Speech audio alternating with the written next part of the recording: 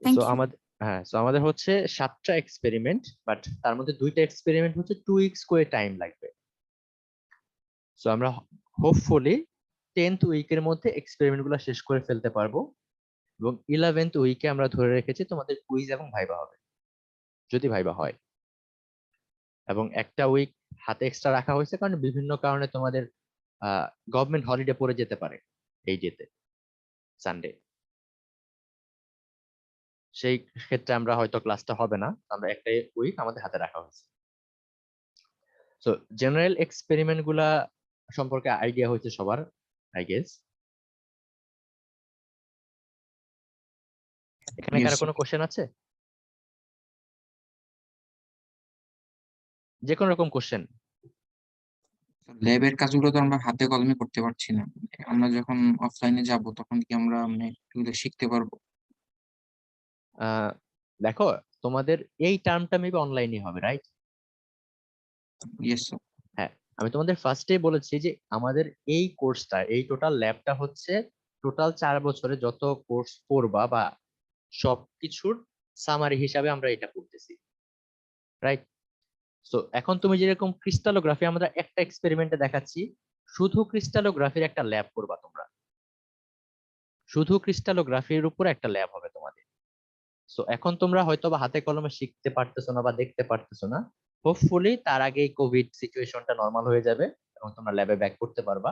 তাহলে তোমাদের এখানে যে ল্যাকিংসটা থাকতেছে হাতে কলমে করার, সেটা আর থাকবে না আশা করতেছি। ওকে, স্যার এই ইয়ারে আমরা যে ল্যাবগুলা মানে অফলাইনে অনলাইনে করলাম, এগুলার ল্যাকিংসটা কি কোনো মতে মেটানো যাবে?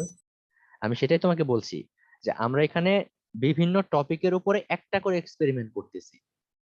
এই মোস্ট অফ দা টপিকে তোমরা এই টপিকের উপরে টোটাল একটা কোর্স করবা। যেমন ক্রিস্টালোগ্রাফির উপরে টোটাল একটা থিওরি কোর্স এবং একটা ল্যাব কোর্স আছে। তো এখানে ক্রিস্টালোগ্রাফির একটা এক্সপেরিমেন্ট তোমরা হাতে কলমে করলে যতটুকু শিখতা, এটা জাস্ট সামারি। সো হোপফুলি এটার ল্যাকিংসটা থাকবে না তোমরা যখন ফাইনালি টোটাল একটা কোর্স করবা ক্রিস্টালোগ্রাফির উপরে। ক্লিয়ার? সিমিলারলি মেকানিক্যাল টেস্টিং এর উপরে তোমাদের আলাদা একটা ল্যাব আছে, সেখানে তোমরা অনেকগুলা ম্যাটেরিয়াল নিয়ে টেনসাইল টেস্ট করবা।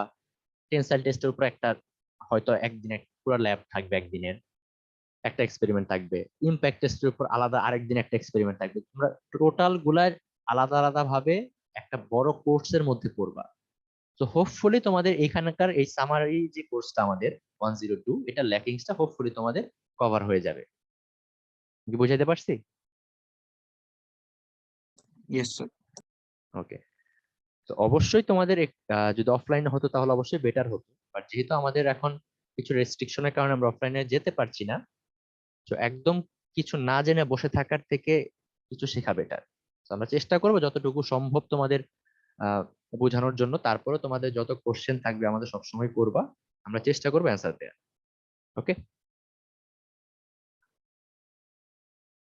ওকে। সো এখানে যদি তোমাদের কোনো কোশ্চেন না থাকে, তাহলে আমরা আজকের যে এক্সপেরিমেন্টটা করব বা এক্সপেরিমেন্টটা তোমাদের আসলে লেকচার দেব, সেটা আমরা শুরু করি। সবাই কি আছো আমার সাথে? জি sir. Yes sir. Yes, sir. Yes, sir. ওকে।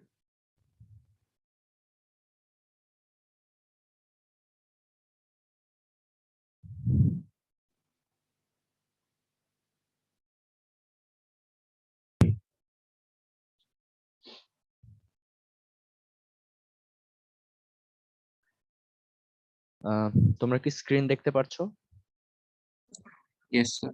আচ্ছা, আজকে আমাদের এক্সপেরিমেন্টের নাম কি? First experiment Introduction to metals Introduction to metal. and introduction, classification এবং তাদের অ্যাপ্লিকেশন। এবং এর সাথে আমরা যখন ইন্ট্রোডাকশন বলতেছি বা ক্লাসিফিকেশন বলতেছি, আমরা একটা টেস্ট দেখবো যেটাকে বলা হয় স্পার্ক টেস্ট।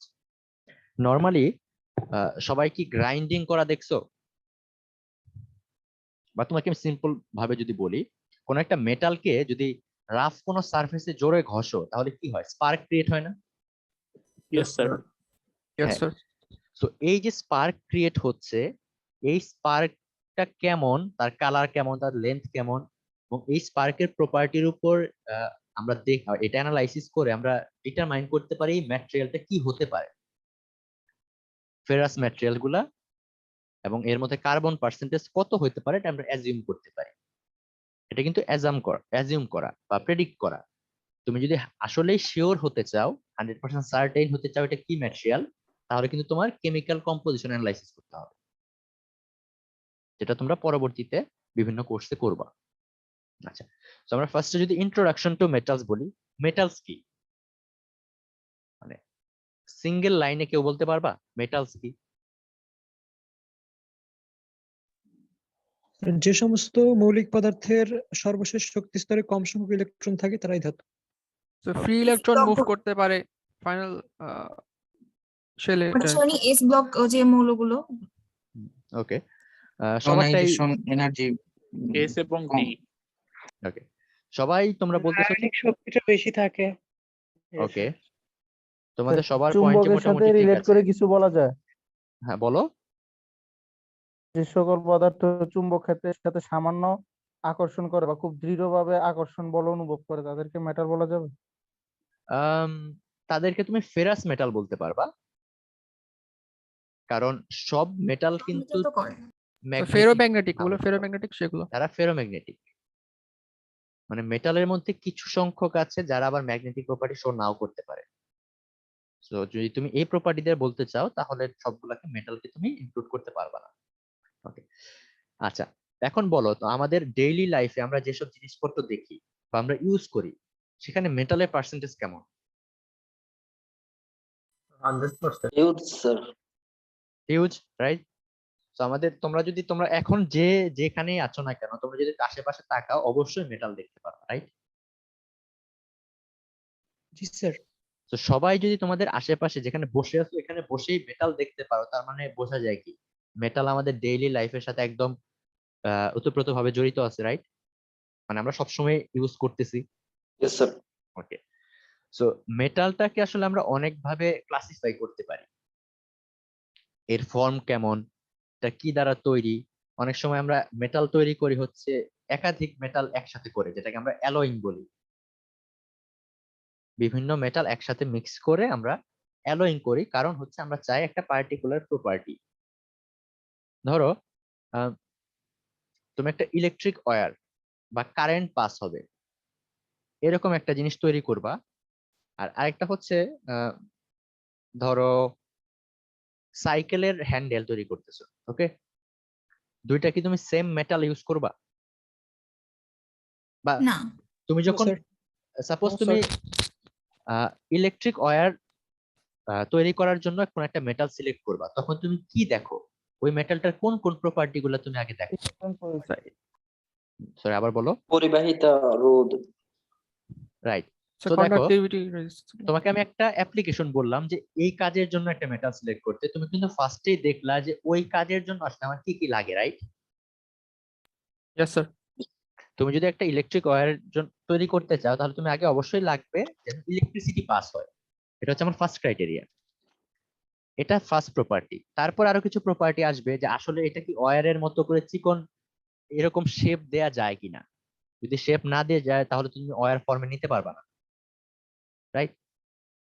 তারপর তুমি চিন্তা করবা হচ্ছে ধরো তুমি ফার্স্টে আমি যদি তোমাকে 5টা মেটাল বললাম, তোমাকে আমি সিলেক্ট করতে বসছি বেস্ট একটা, যাকে ইলেকট্রিক ওয়্যার হিসাবে তুমি কনভার্ট করবা। তুমি ফার্স্টে কি করবা? আগে দেখবা এই 5টার মধ্যে কার কার ইলেকট্রিক্যাল কন্ডাক্টিভিটি ভালো। আমি ধরে নিলাম 3টার ভালো, বাকি 2টার নাই বা কম, তাহলে কিন্তু তুমি এই 3টাকে শর্ট লিস্ট করে ফেলবা, right? Yes sir. Short list করার পরে 3টা থেকে আমি তোমাকে বলছি যে কোনো একটা সিলেক্ট করতে। এরপরে তুমি যাবা পরের ক্রাইটেরিয়া গুলাতে যে কোনগুলাকে ওয়্যারের ফর্মে নেওয়া যাচ্ছে। সাপোজ আমি এটার সেকেন্ড ক্রাইটেরিয়া বললাম, সেক্ষেত্রে তুমি দেখলা যে 2টা খুব ভালোভাবেই নেওয়া যায় আর একটা নেওয়া যায় না, রাইট? সো তুমি 3টা থেকে আবার 2টাকে শর্ট লিস্ট করে নিলা। এখন এই 2টা ধরো তোমার 2টা ক্রাইটেরিয়া ফুলফিল করে ফেলছে, এখন তুমি কিন্তু অবশ্যই দেখবা কার প্রাইস কম, রাইট? অথবা কার অ্যাভেলেবিলিটি বেশি। সেম কাজ যদি যার প্রাইস কম তাকে দিয়ে হয়, তুমি প্রাইস বেশি সেখানে যাবা? না স্যার। না স্যার। অবশ্যই যাবা না। সো তুমি কিন্তু কস্ট কিন্তু একটা তাহলে বড় প্রপার্টি হিসেবে কাজ করতে পারে তুমি যখন ম্যাটেরিয়াল সিলেক্ট করতেছো। সো আমি এটা কেন বললাম এক্সাম্পলটা, যে আমরা যখন কোনো একটা মেটাল বা কোনো একটা ম্যাটেরিয়ালকে অ্যাপ্লিকেশনের জন্য সিলেক্ট করি, ফার্স্টে আমরা চিন্তা করি ওই অ্যাপ্লিকেশনের জন্য কোন প্রপার্টিটা আমার থাকা লাগবে। এভাবে আমরা শর্ট লিস্ট করে তারপর কোনো একটা মেটালকে পার্টিকুলার পারপাসে সিলেক্ট করি। এবং তুমি যখন রিসার্চ করবা, যদি মেটাল নিয়ে রিসার্চ করো, তুমি চাইবা যে বিভিন্ন প্রপার্টি কিভাবে ইনহ্যান্স করা যায় বা এটাকে আরো বাড়ানো যায়। কোনো একটা জিনিসের কন্ডাক্টিভিটি যদি কপারের থেকেও ভালো করতে পারো, যার প্রাইস কম, তাহলে অবশ্যই তোমার এটার ইফেক্টিভনেস বাড়তেছে, ইলেকট্রিসিটি লস কম হবে, রাইট? এগুলো নিয়ে কিন্তু রিসার্চ হয়। ওকে, এখন দেখো আমরা যদি মেটালকে টোটালটাকে ক্লাসিফাই করতে চাই, কয়েকটা ভাগে করা যায়। একটা হচ্ছে ফেরাস মেটাল। ফেরাস, এখানে একটু স্পেলিং মিস্টেক আছে। ফেরাস মেটাল আমরা সেগুলাকে বলবো যার মধ্যে আয়রন একটা মেজর কম্পোনেন্ট। ওকে, এটা একটু মাথায় রাখবা। যদি আয়রন মেজর কম্পোনেন্ট হয় তাদেরকে আমরা ফেরাস মেটাল বলবো। আমরা ডিটেলসে যাব। নন ফেরাস হচ্ছে যেখানে আয়রন কোনো মেজর কন্ট্রিবিউটর না। দুইটা ডিফারেন্স বুঝতে পারছো?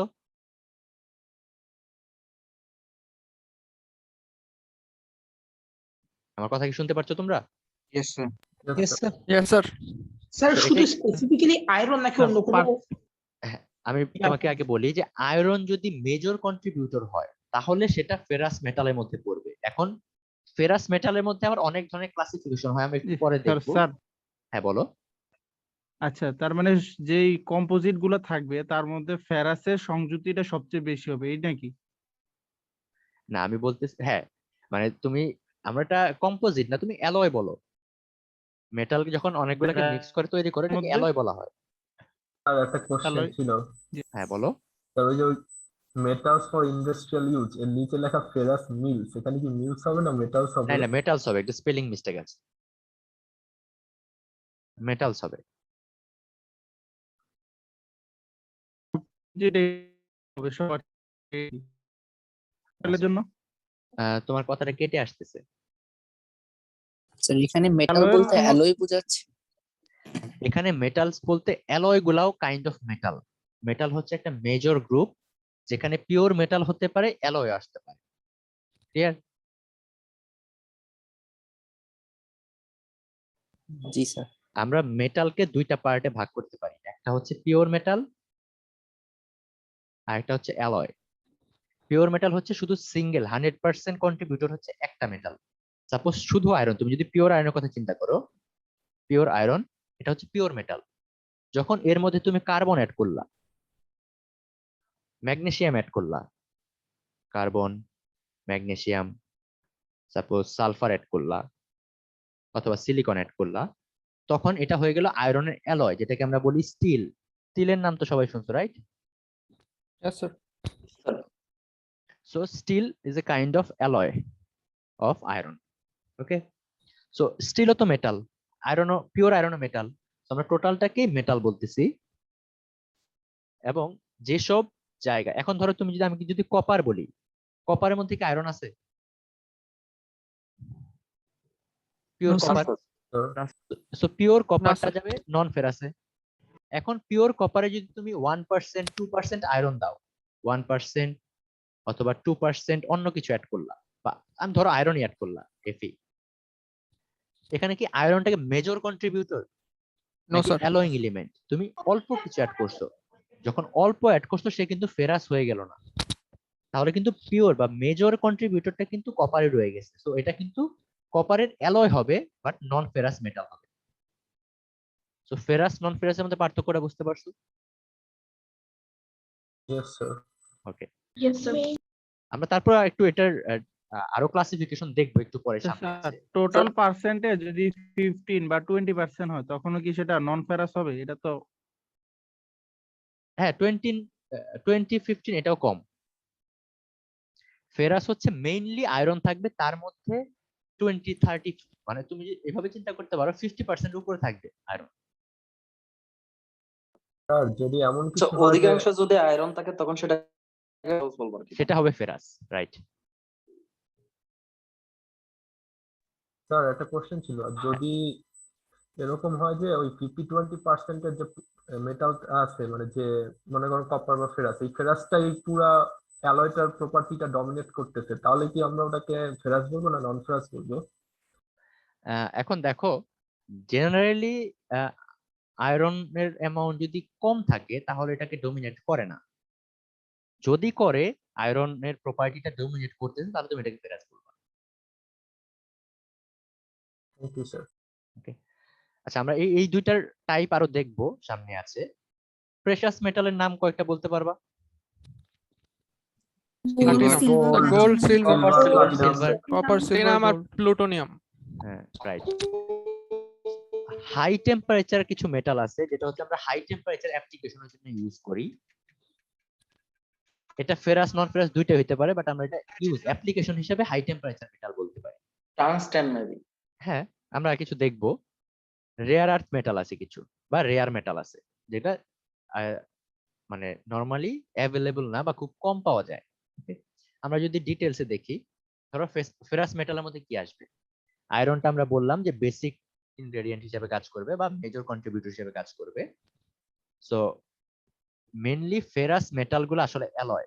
আয়রনের ভিতরে তুমি যখন অন্য কিছু অ্যাড করতেছো, 2 বা তার থেকেও বেশি মেটাল মিক্স করতেছো, তার মধ্যে আয়রন একটা মেজর কন্ট্রিবিউটর হিসেবে থাকবে। সো এই ফেরাস মেটালটাকে তাহলে আমরা আয়রনের অ্যালয় বলতে পারি। ওকে, সো আয়রনটা হচ্ছে বেস মেটাল, এর মধ্যে অন্য কিছু অ্যাড করতেছো। এখন কেন অ্যাড করতেছো? অবশ্যই আমাদের একটা গোল থাকবে, রাইট?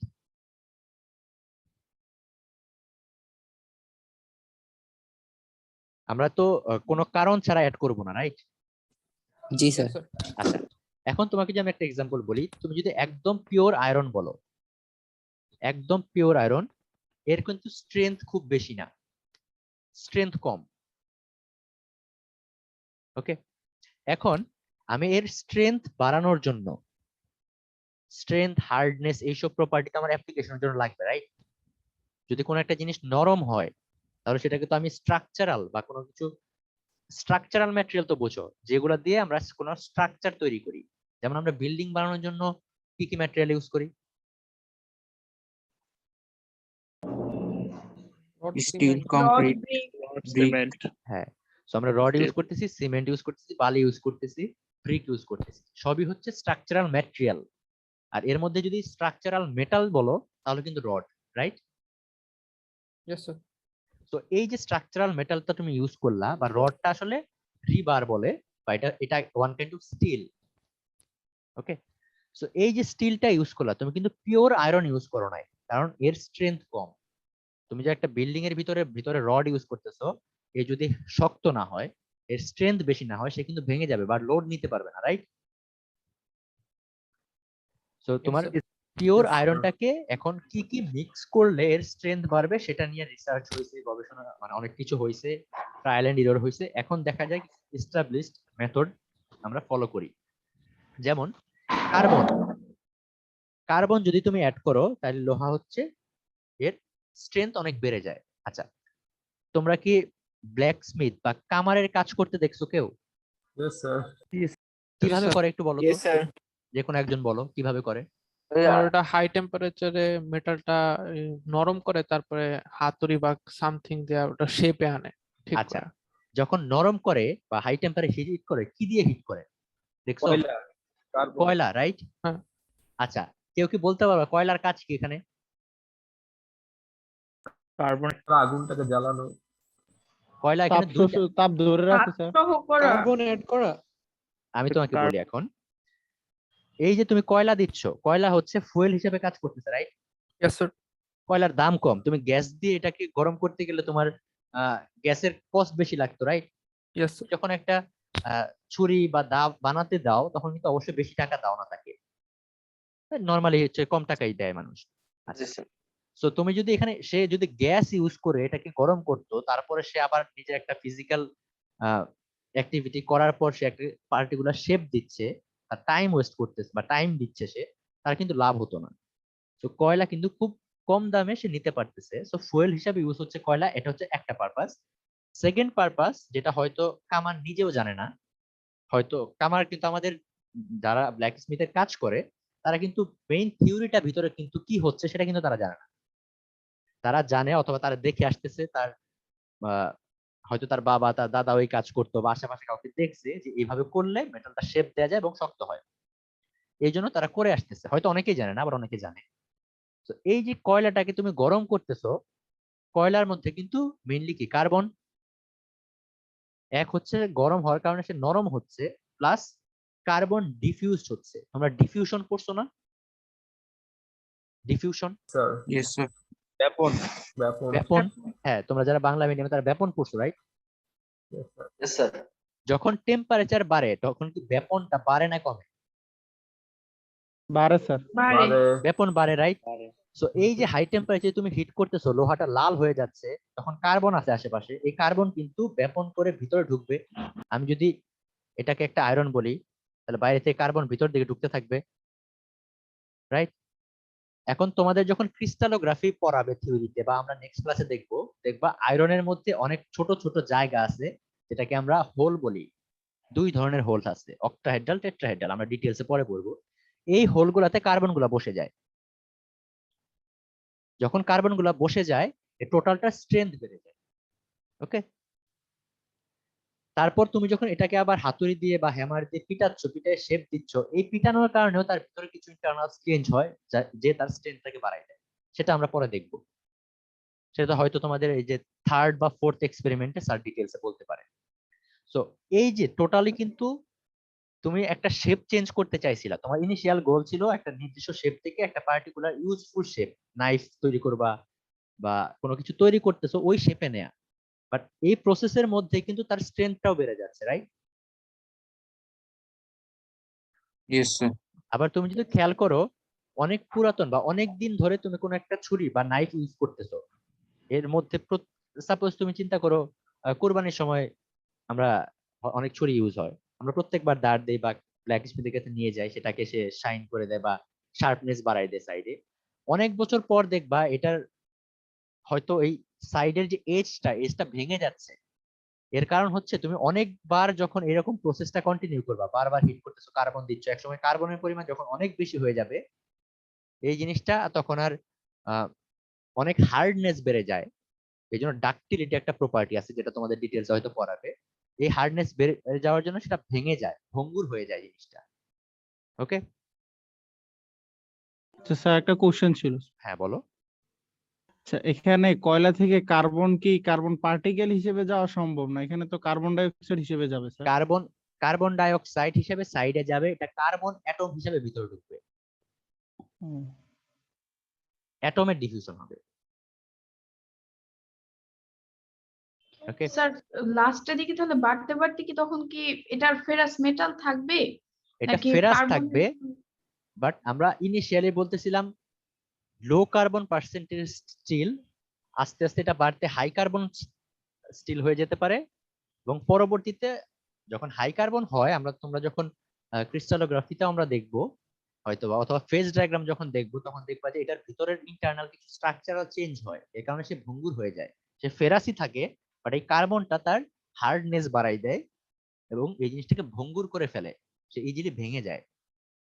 ওকে, না স্যার, মানে কার্বন যদি পরে 50% এর বেশি হয়েছে তখন কি আর সেটাকে আমরা ফেরাস মেটাল বলতে পারবো?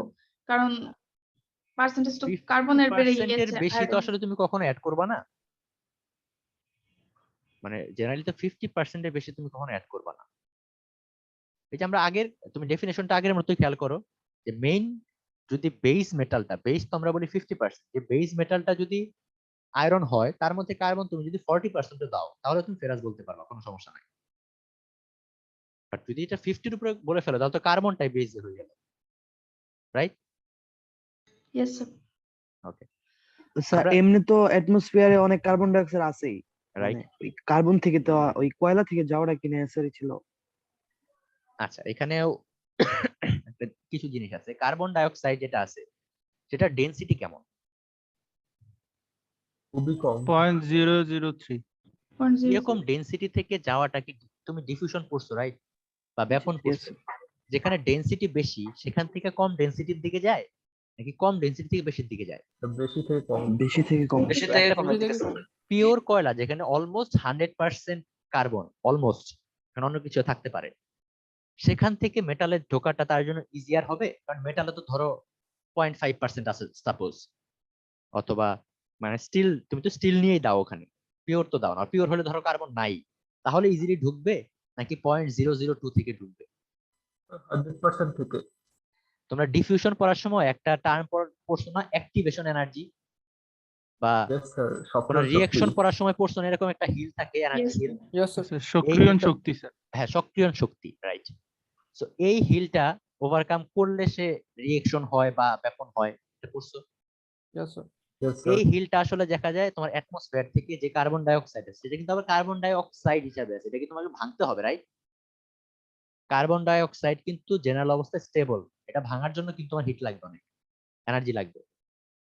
তো সেখান থেকে কিন্তু আসলে আয়রনের ভিতর ঢুকবে না। বুঝতে পারছো?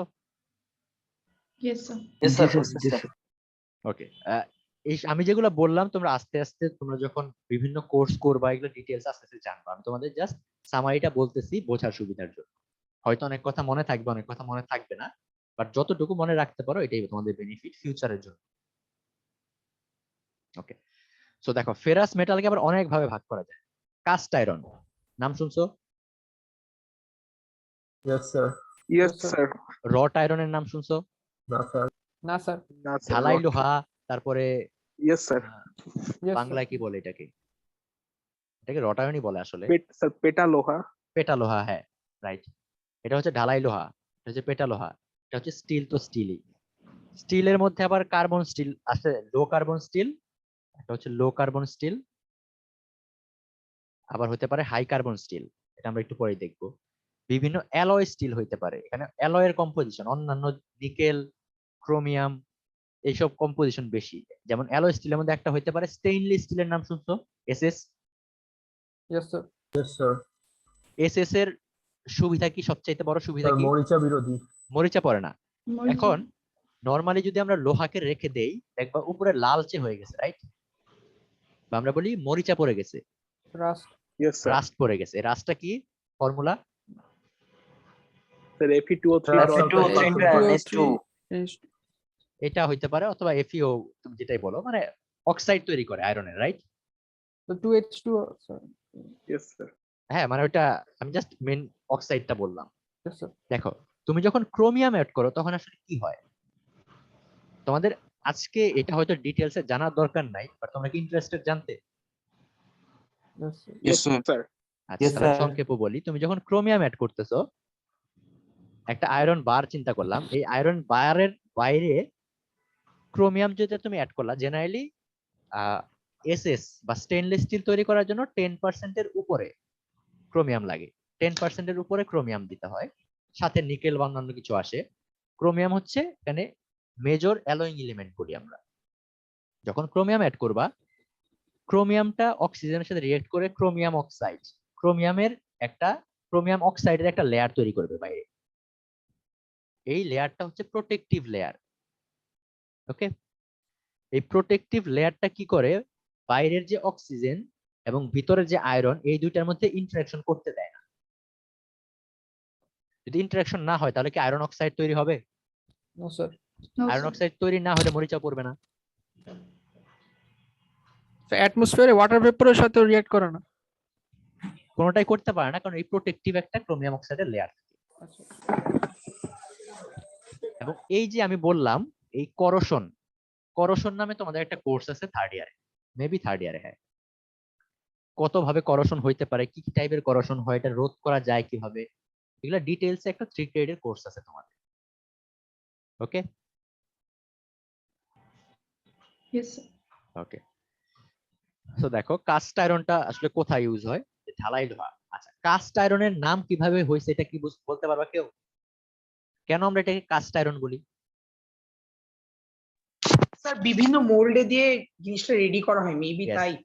এটা হচ্ছে কাস্টিং প্রসেস বা ঢালাইয়ের মাধ্যমে তৈরি করা হয়। কাস্টিং, কাস্টিং হচ্ছে একটা শেপ তৈরি করবা তুমি। সাপোজ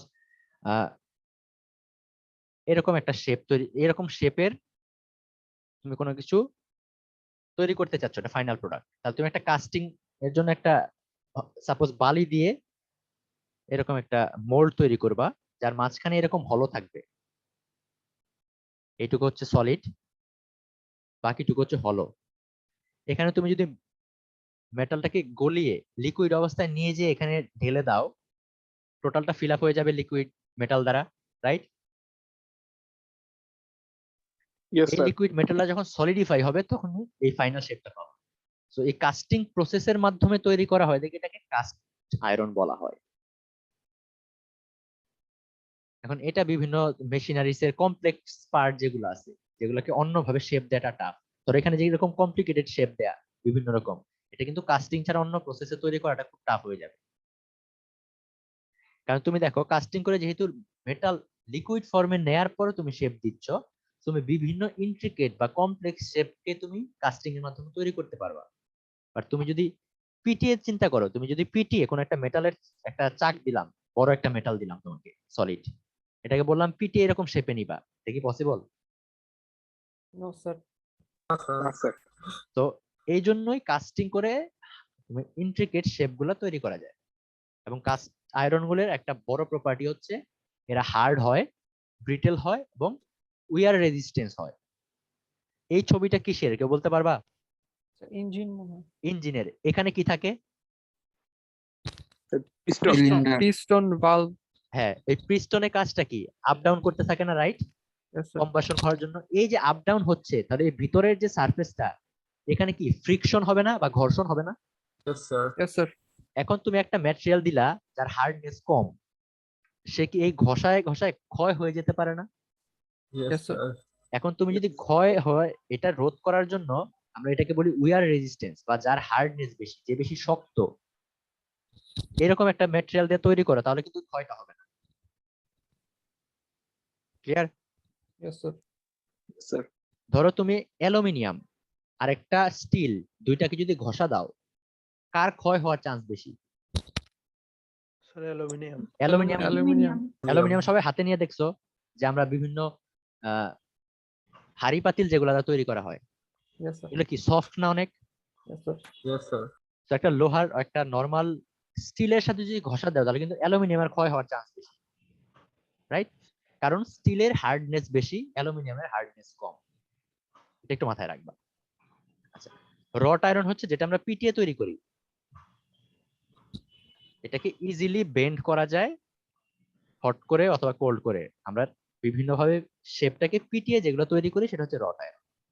স্টিল, স্টিল হচ্ছে আয়রন বেসড অ্যালয়, যেখানে আমরা কার্বন বা বিভিন্ন জিনিস অ্যাড করি, জানে এর স্ট্রেংথ এবং বিভিন্ন প্রপার্টি ইনহ্যান্স করার জন্য। এখন এর মধ্যে মেজর অ্যালয়িং এলিমেন্ট যদি কার্বন হয়, তাহলে সেটাকে আমরা বলি কার্বন স্টিল।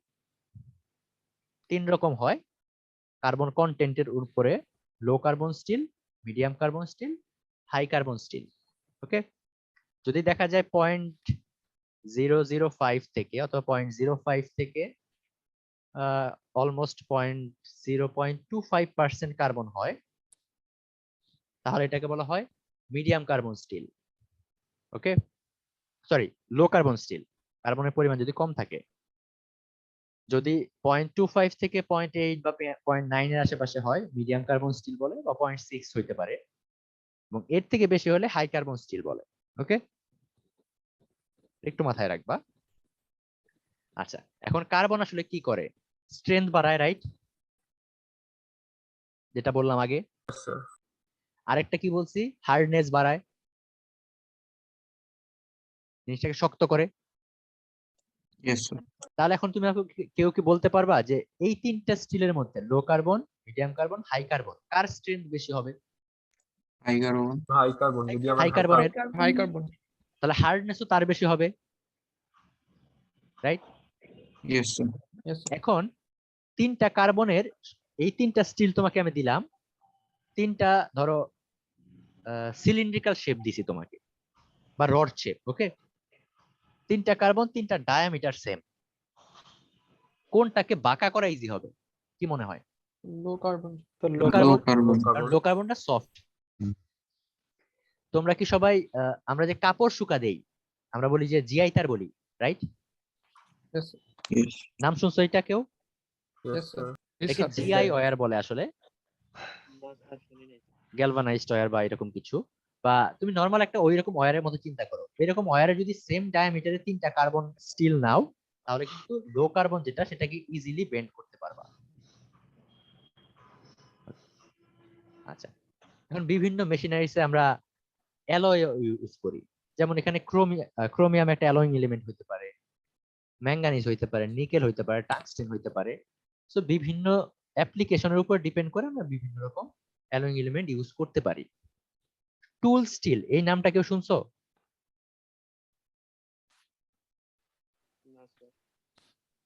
টুল এই নামটা শুনছো তো, রাইট? Yes sir. আমরা টুল কাদের বলি? বিভিন্ন জিনিসপত্র যেগুলো অন্য কাজের জন্য ইউজ করি আমরা, রাইট? এটা তো টুলস। আচ্ছা, টুল স্টিল হচ্ছে, তোমরা ড্রিল মেশিন চিনো সবাই? Yes sir. স্যার। এটা কি ড্রিল মেশিনের একটা অংশ না? Drill bit Yes, sir. Drill মেশিনের Yes, sir. উপরে Drill অংশ। bit. ওকে, এটা চিনো সবাই? ওটা স্যার সাইকেলে Yes, sir. গিয়ার। Gear. ওকে, সো দেখো আমি ড্রিল মেশিনের কথাই বলি। ড্রিল মেশিন দিয়ে আমরা কি করি? বিভিন্ন জিনিস ড্রিল করি।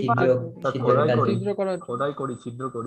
হ্যাঁ, এই যে ছিদ্র করতেছো, তুমি দেখা যায় অনেক সময় দেয়ালে ছিদ্র করতেছো, রাইট? Yes, কাঠে sir. ছিদ্র করতেছো, অনেক সময় অন্য মেটালের উপরেও ছিদ্র করো, রাইট? অনেক Yes, সময় sir. লোহা কাটাও স্যার। Yes sir. হ্যাঁ, এখন যদি একটা মেটাল দিয়ে আরেকটা মেটালকে ছিদ্র করতে চাও, তাহলে এর স্ট্রেংথ এবং হার্ডনেস কেমন হইতে হবে? ওই মেটালের বেশি হতে বেশি যেতে হবে। অন্য মেটাল থেকে অনেক বেশি হইতে হবে। এখন এই বেশি করার জন্য আমরা বিভিন্ন ধরনের অ্যালয়িং এলিমেন্ট ইউজ করি, যেন এটার স্ট্রেংথ, হার্ডনেস এই প্রপার্টি গুলো অনেক বেশি হয়। যখন দেখা যায় নিকেল কার্বন একসাথে যদি আমরা ইউজ করি, তাহলে নিকেল কার্বাইড একটা কম্পাউন্ড তৈরি হয়, যেটার স্ট্রেংথটাকে অনেক বাড়ায় দেয়। যদি আমরা টাংস্টেন, ডব্লিউ, টাংস্টেন চিনো সবাই? দেখছো কেউ? Yes, sir. Yes, sir. জি স্যার, Yes, sir, বাল্বে bulb. ইউজ বাল্বের বাতি, বাল্বের tungsten ওয়্যারিং বাতি। রাইট। আমরা যে ইয়োলো বাল্ব গুলা, এখন তো এনার্জি বাল্ব যেগুলো সেগুলা না, আগের ইয়োলো বাল্ব ওয়্যার যেগুলোতে সামনে ওয়্যার ছিল, ওই অংশটুকু কিন্তু tungsten, Tungsten wire. Tungsten wire. Badminton মাঠে স্যার এখনো আছে। রাইট। সো এই যে টাংস্টেন, এর নরমালি কিন্তু এর হার্ডনেস বেশি, এ যখন টাংস্টেন কার্বাইড তৈরি করে এর হার্ডনেস আরো বেশি হয়ে যায়। সো আমরা এইসব অ্যালয়িং এলিমেন্ট ইউজ করে আসলে আমরা টুল স্টিল তৈরি করি। এটা কিন্তু মেইনলি আয়রন বেসড, আয়রনটা কিন্তু মেইন এলিমেন্ট, তার মধ্যে অন্যগুলো অ্যাড করতেছি আমি একটা পার্টিকুলার প্রপার্টি দরকার দেখি। তাহলে অবশ্যই এই টুল স্টিলের কস্ট লো কার্বন স্টিলের থেকে বেশি হবে, রাইট? কারণ এটা তৈরি করার জন্য আমার বিভিন্ন রকম প্রসেস ফলো করতে হয়েছে, বিভিন্ন অ্যালয়িং এলিমেন্ট এক্সট্রা অ্যাড করতে হয়েছে। ওকে, ওকে। শুধু টাংস্টেন কার্বাইড যখন মেজর কন্ট্রিবিউটর হয়, এটা নন ফেরাস হয়ে যেতে পারে, যেটা আমরা গিয়ারে ইউজ করতেও পারি। এটা আমরা পরবর্তী ডিটেইলসে দেখব। Stainless steel. আচ্ছা, তোমরা কি Back to the Future movie দেখছো? No sir. কেউ দেখছো? নাম শুনছি। ইয়েস আচ্ছা। স্যার, দেখছি। আচ্ছা, কেউ যদি দেখে থাকো, এই দুজন হচ্ছে মুভিতে আছে, রাইট? Yes sir. আচ্ছা, আমরা তাদের নিয়ে আসলে কনসার্ন না, তাদের গাড়িটা নিয়ে কনসার্ন। তাদের গাড়িটা কেমন ছিল মনে আছে?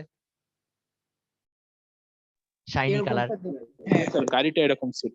Shiny colour. So stainless steel তুমি দেখে বুঝবা কিভাবে? শাইনি কালার দেখে, রাইট? গ্লেজ দিবে। রাইট, শাইনি কালার দেখে। ওকে, সো স্টেইনলেস স্টিলে কি হয় সেটা আমি অলরেডি তোমাদের বলে ফেলছি। যখন আমরা ক্রোমিয়াম অ্যাড করি, ক্রোমিয়াম অক্সাইড তৈরি করে, যারা রাস্টিং বা মরিচা পড়া থেকে বাধা দেয়। ওকে, নন ফেরাস মেটাল, এটা দেখে কেউ বলতে পারবে এটা কি? কপার নাকি? কপার। কপার। কপার। কারণ আমরা যদি লালচে কিছু দেখি নরমালি কপার হয়, রাইট? জেনারেলি। Yes, sir. আচ্ছা, কপারের কিছু প্রপার্টি কি যেটা আয়রন থেকে ডিফারেন্ট? স্যার একটা প্রশ্ন ছিল, বলো। মানে কাঁচা লোহা আমরা মানে আগে পড়ছি যে ট্রান্সফরমার ইউজ করা হয়, ওই কাঁচা লোহা যে ফেরাসের কোন মানে ফর্ম বা ওটা নিয়ে যদি একটু বলতেন স্যার। কাঁচা লোহাটা আসলে পিওর আয়রন।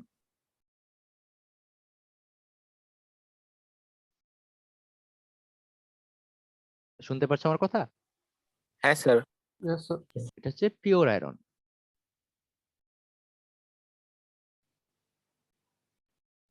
ওকে, আচ্ছা। সো কপারের আমরা প্রপার্টি জানি, এর কন্ডাক্টিভিটি খুব ভালো, এরা সফট, এদেরকে ওয়্যার হিসেবে, একটা জিনিসকে তুমি যখন সরু ওয়্যার বানাইতে বা তার বানাইতে চাও কি করতে হয়? ধরে টানতে হয় না? দুই পাশে ধরে এই ফর্মটাতে আসলে নিয়ে যায় হচ্ছে রোলিং করে, রোল করে সাইড দিয়ে এবং টানে করে এই ফর্মে নিতে হয়েছে। তার মানে এখানে নরম বা নমনীয় হইতে হবে এই শেপে যাওয়ার জন্য, যেটাকে আমরা বলি ডাক্টিলিটি এবং মেলিয়েবিলিটি। ওকে, এই টার্মগুলো তোমরা পরে পড়বা। এই টার্মগুলো তোমাদের একটু ক্লিয়ার ধারণা থাকা উচিত যে মেলিয়েবিলিটি, ডাক্টিলিটি, স্ট্রেংথ, হার্ডনেস, ব্রিটেলনেস, এই টার্মগুলো দিয়ে কি বোঝায়, টাফনেস, এগুলো সবাই একটু নেটে সার্চ দিলে ইজিলি পেয়ে যাবে ডেফিনেশন গুলা, এবং এই ডেফিনেশন গুলা বুঝে মাথায় রেখে দিবা। কারণ তুমি হোল 4 বছরে যখনই পড়বা এবং 4 বছর শেষে তুমি যখন ইঞ্জিনিয়ারিং সেক্টর গুলাতে যাবা, এই টার্ম গুলো তোমার সবসময় ইউজ হবে। টাফনেস এবং স্ট্রেংথ পার্থক্য কি এটা জানতে হবে। ওকে, সো নন ফেরাসের মধ্যে অ্যালুমিনিয়াম হইতে পারে, magnesium, titanium, copper, brass. Brass চিনো সবাই? Yes, sir. পিতল কি ব্রাস স্যার? ব্রাস এবং ব্রোঞ্জ নাম শুনছো কেউ? Yes, Yes, sir, sir. bronze. Yes, sir. Bronze Yes, sir. medal. আচ্ছা ওকে, Bronze medal. রাইট। সো এই ব্রাস কি দিয়ে তৈরি হয়? এটা কি পিওর নাকি অ্যালয়? Alloy. জিঙ্ক তৈরি হয়? কপার আর জিঙ্ক দিয়ে তৈরি। Copper, aluminum. Copper আর zinc। কপার হচ্ছে বেস, জিঙ্ক হচ্ছে এক্সট্রাক্ট করো, রাইট? Yes, sir. এই জিনিসটাকেই তুমি যখন ব্রোঞ্জ বলবা, সরি আসলে কিবোর্ড দিয়ে লেখাটা খুব টাফ, মানে মাউস দিয়ে। কপার আর এবং টিন। টিন। সো দেখো বেস মেটালটা কিন্তু কপার, তার মধ্যে just alloying element major contributing alloying এলিমেন্টটাকে চেঞ্জ করে তোমার পুরো মেটালটা ম্যাটেরিয়ালটাই চেঞ্জ হয়ে যাচ্ছে। আচ্ছা, তোমরা সবাই ঢেউ টিন চিনো? Yes, Right? sir. Sir. Yes, sir. Good ঢেউ work, টিন কি দিয়ে Devti. বানায়?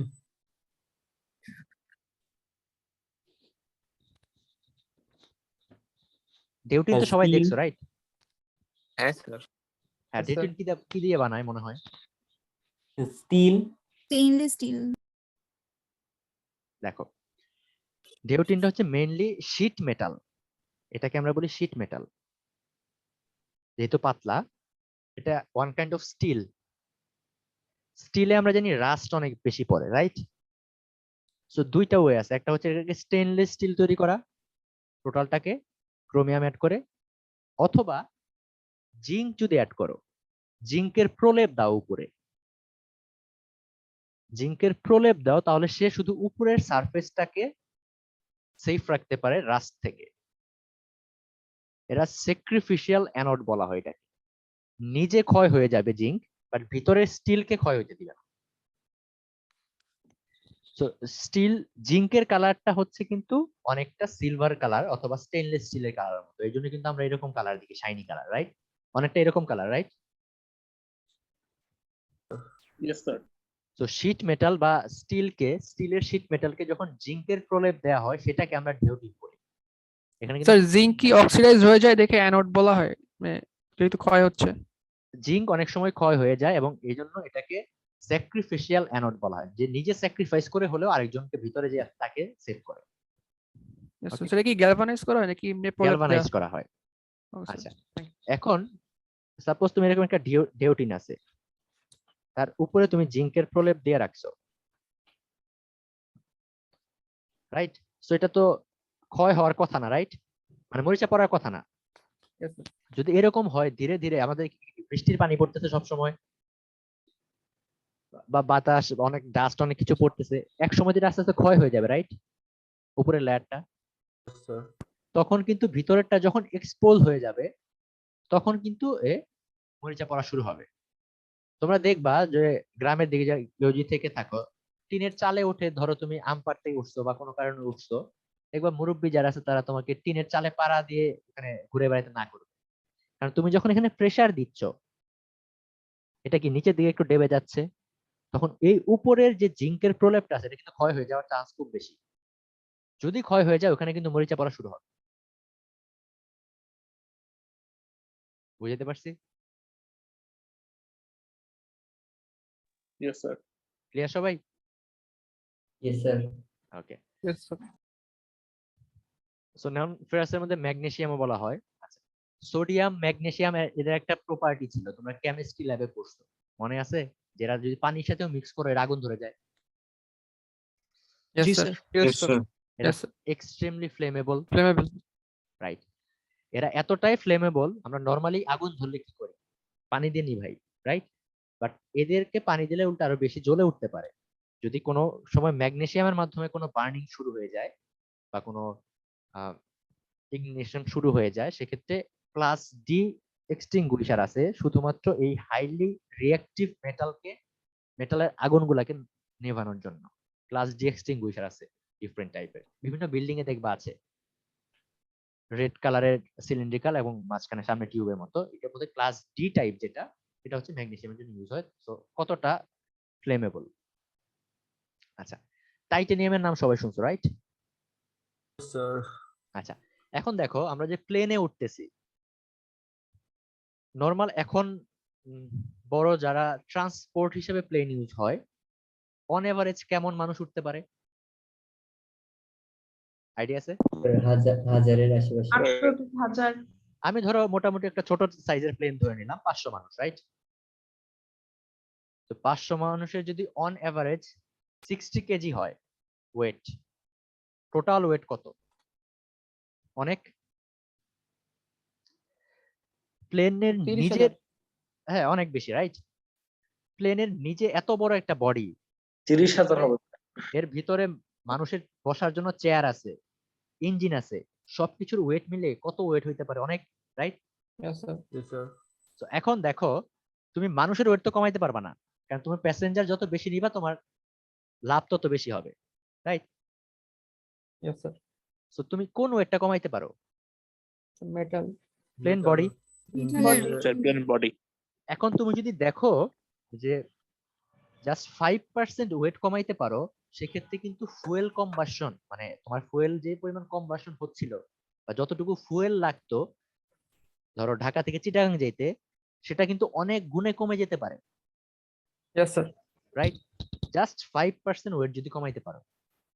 আবার অন্যভাবে চিন্তা করলে সেম ফুয়েল ইউজ করে তুমি 5% ওয়েট কমাইলে 5% ওয়েট বেশি মানুষও এখানে অ্যাকোমোডেশন করতে পারবা। সো আলটিমেটলি কি প্রফিটেবল হবে। এজন্য কন্টিনিউয়াসলি কিন্তু প্লেনের ম্যাটেরিয়ালটা চেঞ্জ হচ্ছে। এবং তুমি যদি একটু নেটে সার্চ দিয়ে দেখো, বিভিন্ন রকম ডিজাস্টার হয়েছে, প্লেনে অ্যাক্সিডেন্ট হয়েছে যখন টোটাল সবাই মারা গেছে। কারণ প্লেনের অ্যাক্সিডেন্ট কিন্তু সবচেয়ে ডেঞ্জারাস, রাইট? Yes, sir. কারণ উপর থেকে পড়লে এখানে সার্ভাইভ করার চান্স খুব কম। কারণ কেন অ্যাক্সিডেন্ট হয়েছে? বিভিন্ন কারণের মধ্যে একটা কারণ হচ্ছে এই যে মেটাল দিয়ে বডিটা বানাইছে সেটা ফেল করে গেছে। তুমি যখন উপরে যাচ্ছ, উপরের টেম্পারেচার কি কম না বেশি? বেশি। কম। এক রেঞ্জে কম বেশি হয় আর কি। জেনারেলি তোমার সারফেসের থেকে তুমি চিন্তা করো, যদি আর্থটা এরকম হয়, বাইরে হচ্ছে এটা অ্যাটমসফিয়ার, সাপোজ এটা অ্যাটমসফিয়ার, আমি যদি এখানে চিন্তা করি হিট আসে, ফ্রিকশনের কারণে টেম্পারেচার বেড়ে যায়। এয়ার আর্থ ফ্রিকশন। হিটেড হয়, আর্থটা হিটেড হয়, হিটেড হলে এরা কিন্তু আবার হিট রেডিয়েট করে। সো সারফেসে কিন্তু টেম্পারেচার বেশি, একটু উপরে থাকলে টেম্পারেচার কমে, আবার একটা দূরে যেয়ে আবার বাড়ে। সো প্লেন কিন্তু যেদিক দিয়ে যায় এখানে কিন্তু আসলে চিলিং হয়ে যায়, অনেক কম টেম্পারেচার হয়ে যায়। আবার যখন ট্রপোস্ফিয়ার রিজন, হ্যাঁ, আবার যখন অ্যাটমসফিয়ারে সে উঠতেছে তখন কিন্তু বাতাসের ডেনসিটির একটা ভ্যারিয়েশন হয় ওঠার সময় এবং নামার সময়। এই বাতাসের সাথে ফ্রিকশনে ভ্যারিয়েশনে কিন্তু আবার টেম্পারেচার বেড়েও যায় সারফেসে। সো এই যে টেম্পারেচার বাড়তেছে কমতেছে, এটার কারণেও কিন্তু ম্যাটেরিয়ালে এক ধরনের ফেইলিউর হতে পারে। আবার তুমি স্টপ করে রেখে দিছো, তখন কোনো লোড নাই, আবার যখন চালাচ্ছ তখন একটা লোড হচ্ছে। তোমরা ফ্যাটিক ফেইলিউরের নাম শুনছো? Yes, sir. অনেক বিজ্ঞাপনে বলে যে fatigue failure resistant steel, Yes, sir. Earthquake resistant steel. Earthquake হলে কি হয়, একটা রড ছিল, একবার এইদিকে ভাইব্রেট হয়, এইদিকে ভাইব্রেট হয়, তার মানে একটা রডটা একবার এদিকে যায়, একবার এদিকে যায়, এদিকে যায়, এদিকে যায়, রাইট? Yes, sir. তুমি যদি চিকন কোন একটা ওয়্যারকে নিয়ে দুই দিকে ঘুরাইতে থাকো, উপরে নিচে উপরে নিচে, একটা সময় কিন্তু এখানে ভেঙে যায়, রাইট?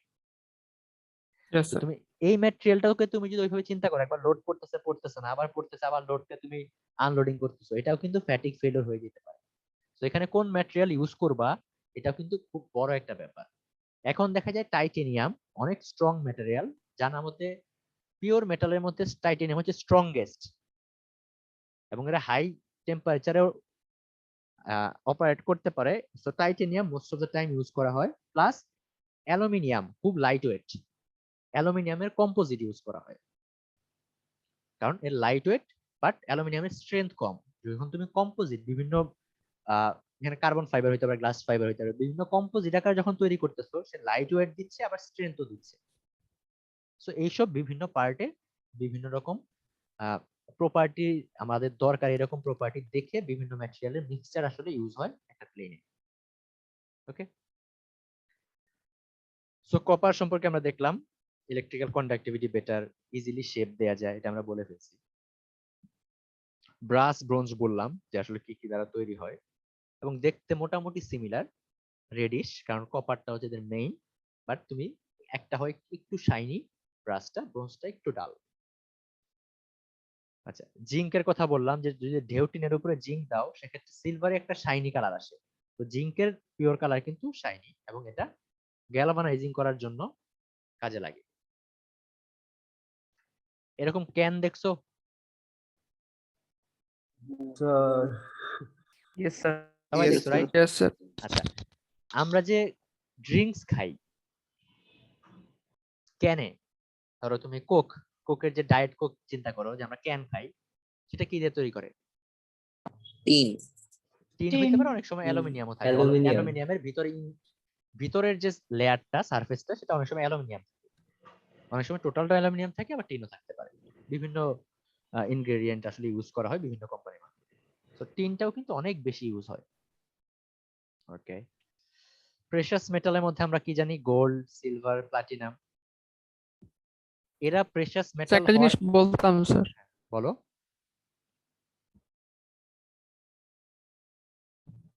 বলো। স্যার, এই যে রোল নাম্বার 3 যে ওর বাসায় কারেন্ট চলে যাচ্ছে, তো এই জন্য ও স্যার জয়েন করেছে বাট ক্লাস অ্যাটেন্ড করতে পারছে না ওর। হ্যাঁ, ঠিক আছে, সমস্যা নাই, আমি টেক্সট দেখেছি, প্রবলেম নাই। ও যদি কারেন্ট ব্যাক করে ওকে ঢুকতে বললো আবার। ওকে স্যার। ওকে, আচ্ছা আচ্ছা, কেউ কি বলতে পারো যে আমরা গোল্ড এত প্রেশাস কেন? কম পাওয়া যায়, কারণ কম পাওয়া যায়, এটা ক্ষয় নাই স্যার। হয় না অন্য কারোর সাথে বিক্রি করে না। আমরা গোল্ডের অর্নামেন্ট বানাই, গোল্ড যেরকম শাইনি, এরকম তো অনেকেই শাইনি আছে, রাইট?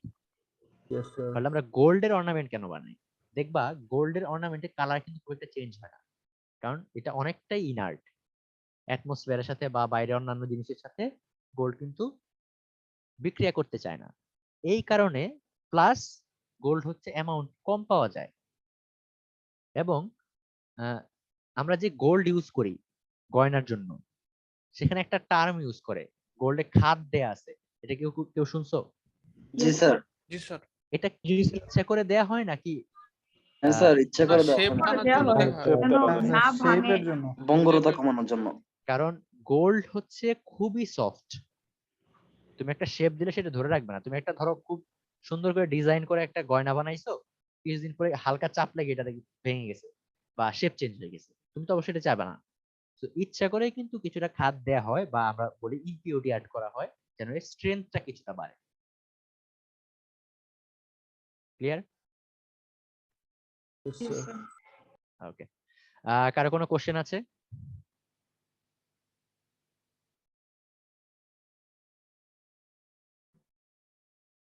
আজকে হচ্ছে ইন্ট্রোডাক্টরি ক্লাস। আচ্ছা, ইন মেটালের ইন্ট্রোডাকশন ক্লাসিফিকেশন নিয়ে মোটামুটি লেকচার আমাদের শেষ। সবাই কি মোটামুটি একটা ধারণা হয়েছে যে কোনটা কেন ইউজ করি, কোনটা কিভাবে তৈরি হয়, এগুলা নিয়ে মোটামুটি ধারণা হয়েছে? Yes, sir. Yes, sir. Yes, sir. যদি অফলাইনে হইতো তোমাদের, তাহলে এই ল্যাবটা আসলে ইন্ট্রোডাক্টরি হইতো, এবং হয়তো ল্যাবে তোমরা ভিজিট করতে, এখানে বিভিন্ন ধরনের ম্যাটেরিয়াল গুলা রেখে দেয়া হইতো, আইদার একটা স্টিলের বার, টাইটেনিয়ামের একটা বার, মানে এইসব বিভিন্ন ম্যাটেরিয়াল, অথবা কোন একটা জায়গায় ইউজ হয়েছে ওটাকে ভেঙে মাঝখানে দেখানোর জন্য, এবং দেখে তোমরা আইডেন্টিফাই করতে পারো কিনা, সেই জিনিসটাই হচ্ছে তোমাদের এই ক্লাসে হইতো একটা কাজ। এবং ওই অ্যাপ্লিকেশনের জন্য এই মেটালটা কেন ইউজ করছো সেটাও তোমাদের অ্যানালাইসিস করতে হতো, যেটা আমরা এখানে হয়তো ছবি দিয়ে দেখানোর চেষ্টা করছি এবং প্রপার্টি বলার চেষ্টা করছি।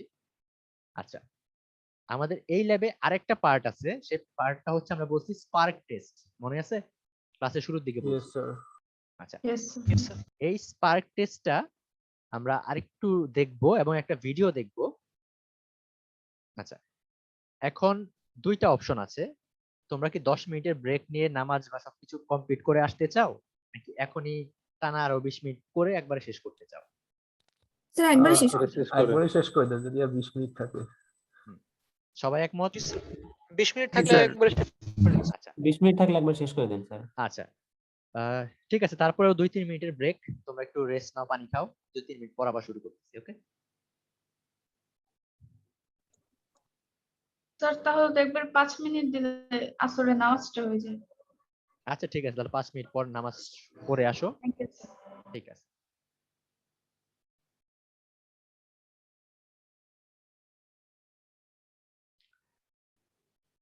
আমরা এই পার্টে হচ্ছে স্পার্ক টেস্ট নিয়ে দেখবো কিভাবে করে, এবং একটা ভিডিও দেখবো আমরা।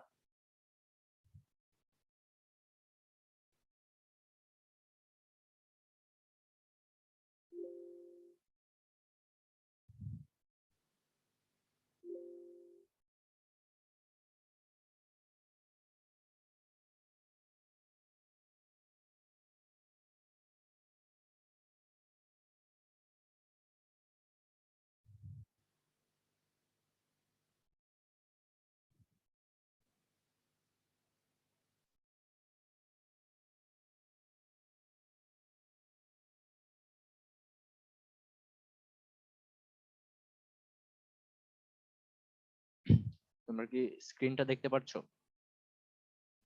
Yes, sir. Yes sir.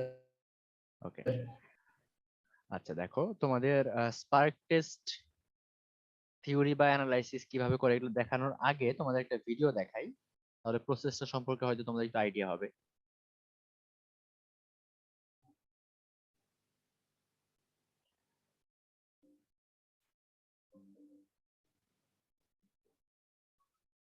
সবাই কি ইউটিউবের স্ক্রিন দেখতে পাচ্ছো? Yes sir. Yes sir. Okay, sound না শোনা গেলে আমাকে বলবা।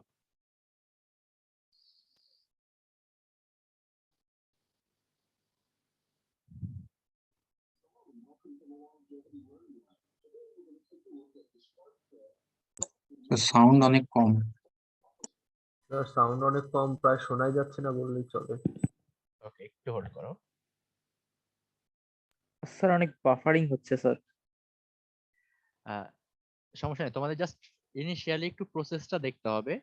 আমি তোমাদের এই স্লাইডটা হয়তো প্রোভাইড করে দিব, তো এই লিংক দেখে সবাই পার্সোনালি দেখে নিতে পারবা।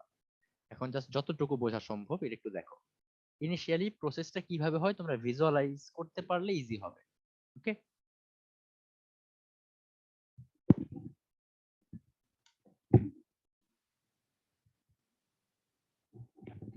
এখন শুনতে পারো কিনা একটু আমাকে বইলো। Some of our different common materials that we run into এটা শোনা যায়। industry. শোনা যায় sir. What we're going to take a look at is a piece of low carbon steel.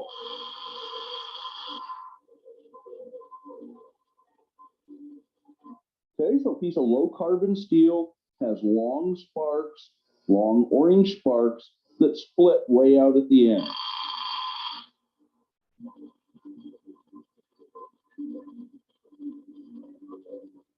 Okay, so that's a piece of low carbon steel or a piece of A36 structural steel that we might normally find in a typical fab shop. The next one we're going to look at is a piece of 1095. So this is a carbon steel that has almost 1% carbon in it, as opposed to the last piece that has probably less than 0.3% carbon in it. And now we're going to take a look at the spark that comes off of the high carbon steel or the 1095. What you're going to see is a lot shorter spark with much more splitting to the spark itself.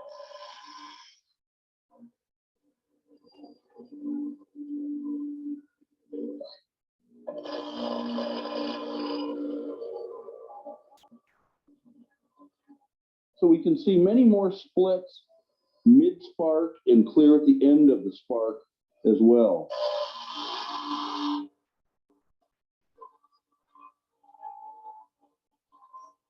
Much more sparks and shorter. Once again, to oppose the low carb. Video যতটুকু run হয়েছে সবাই কেউ কি কিছু বুঝতে পেরেছো কি হচ্ছে এখানে?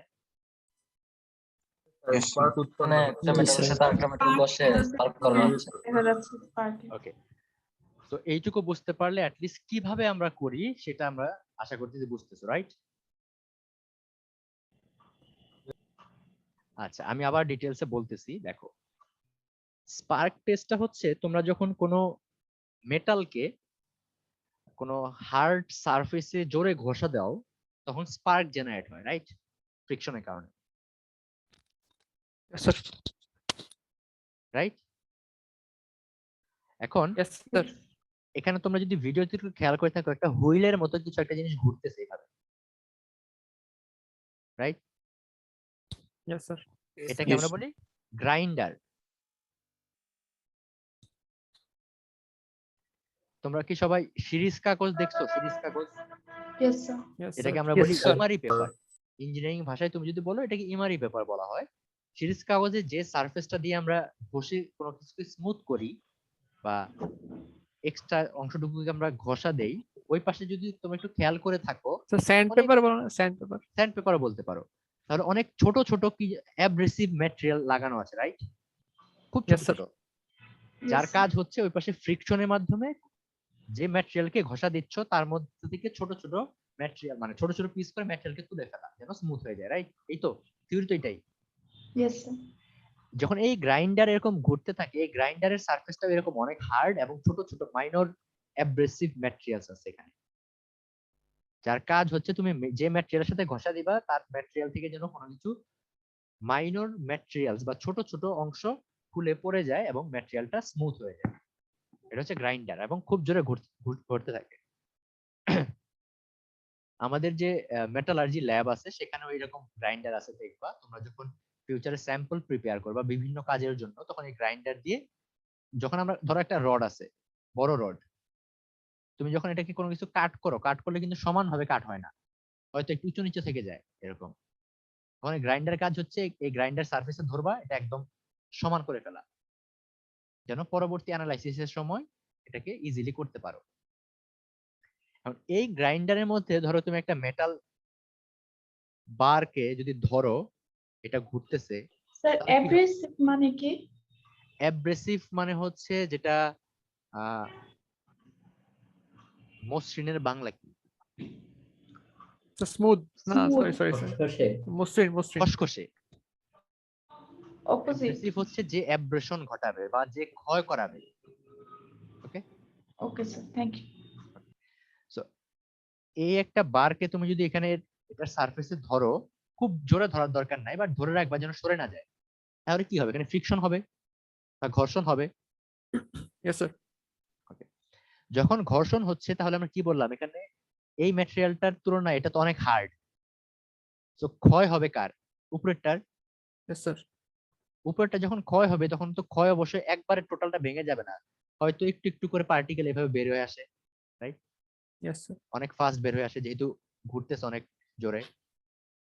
এই যখন ঘুরতেছে ফ্রিকশনের কারণে কি তার হিট উৎপাদন হয় না, অনেক গরম হয়ে যায়। সো এই যে ছোট পার্টিকেল গুলা মেটাল সারফেস থেকে খুলে আসতেছে, তারা কিন্তু হিটেড অবস্থায় অনেক গরম হয়ে রেডিশ বা হোয়াইটিশ কালার নিয়ে বের হয়।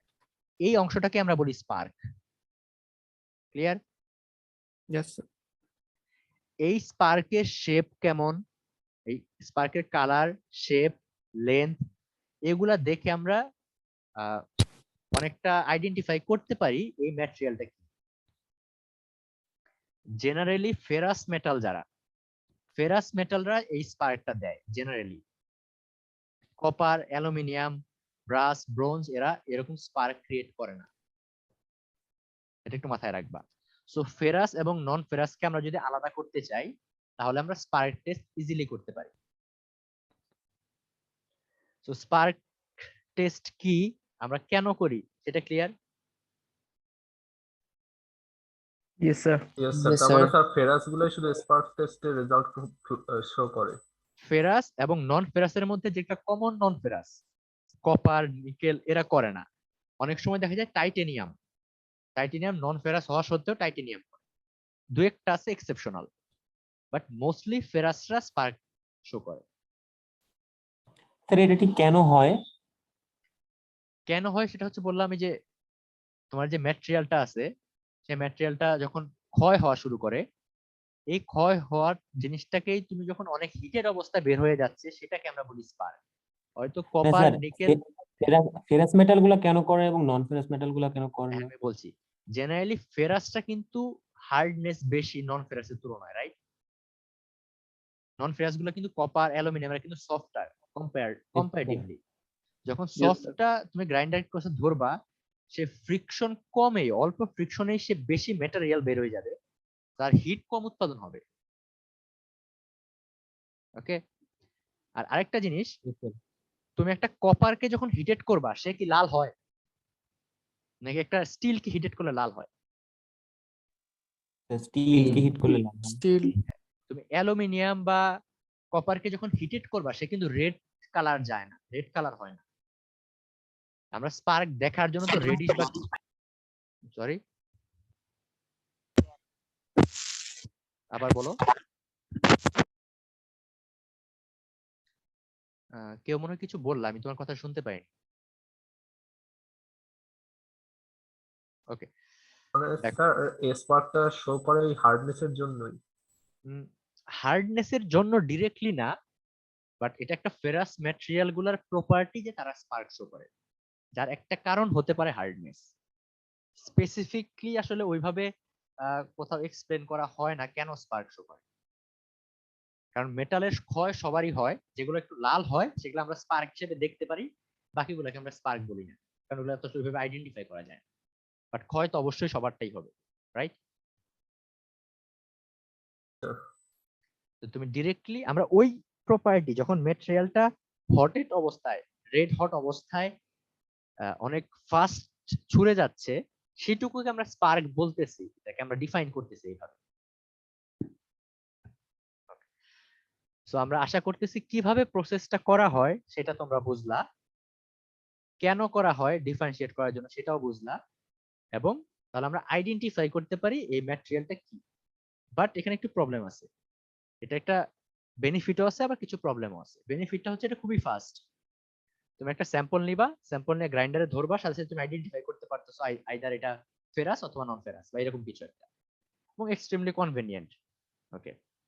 কিন্তু যদি তুমি এক্স্যাক্টলি বলতে চাও এটার কম্পোজিশন কি, আমি ফেরাসের মধ্যেও এটার মধ্যে কার্বন কত পার্সেন্ট আছে, সালফার কত পার্সেন্ট আছে, তাহলে কিন্তু অবশ্যই তোমার কেমিক্যাল মেটাল অ্যানালাইসিস যেটা আমরা বলি, সেই মেটাল অ্যানালাইসিস তোমাদের যেতে হবে।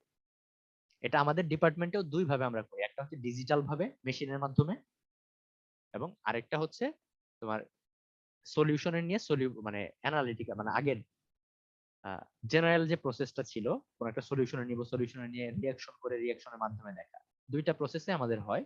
তোমরা দুইটাই দেখবা অন্য ডিফারেন্ট কোর্সে। তোমাদের কেমিক্যাল অ্যানালাইসিস এটার জন্য আলাদা একটা ল্যাব আছে। ওকে। সো অ্যাডভান্টেজ কি দেখো, তুমি যে কোনো স্টেজে, সাপোজ একটা মেটাল নরমাল একটা পিস ছিল, একেও তুমি স্পার্ক টেস্ট করে কি অবস্থায় আছে সেটা, এটা কোন মেটাল দ্বারা তৈরি সেটা মোটামুটি একটা আইডেন্টিফাই করতে পারবা। আবার এটাকে তুমি যে কোনো একটা ফর্মে নিয়ে গেছো, সাপোজ এরকম কোন একটা নাইফ বা কিছু একটা তৈরি করে ফেলছো, এই ফর্মেও যদি এখানে গ্রাইন্ডার দিয়ে ধরো হালকা, এখান থেকে কিন্তু বুঝতে পারবে এটা কোন ম্যাটেরিয়াল।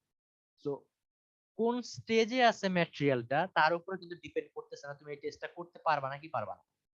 ধরো তুমি যদি কেমিক্যাল অ্যানালাইসিস টেস্ট করতে চাও, তাহলে এই মেটালটাকে একটু কেটে নিয়ে গিয়ে এটাকে সলিউবল করে তারপরে অ্যানালাইসিস করতে হবে এর মধ্যে কি কি আছে।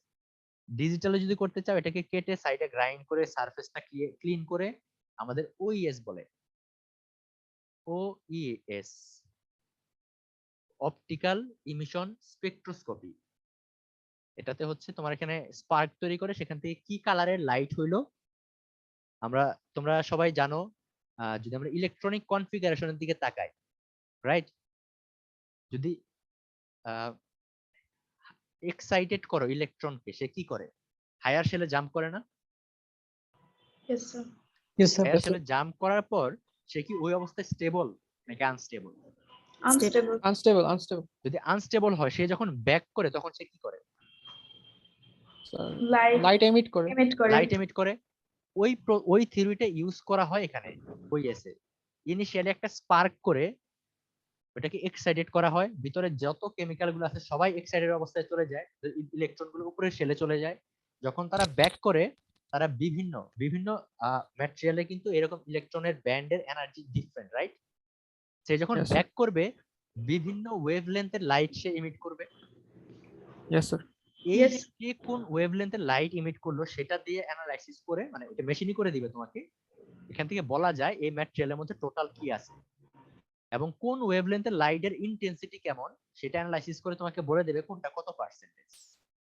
আমাদের ডিপার্টমেন্টে যে মেশিন আছে সেটাতে 52, একই স্যাম্পলের মধ্যে যদি 52 টাইপের এলিমেন্ট আছে, এই 52 এলিমেন্টকেও সে ডিটারমাইন করতে পারে।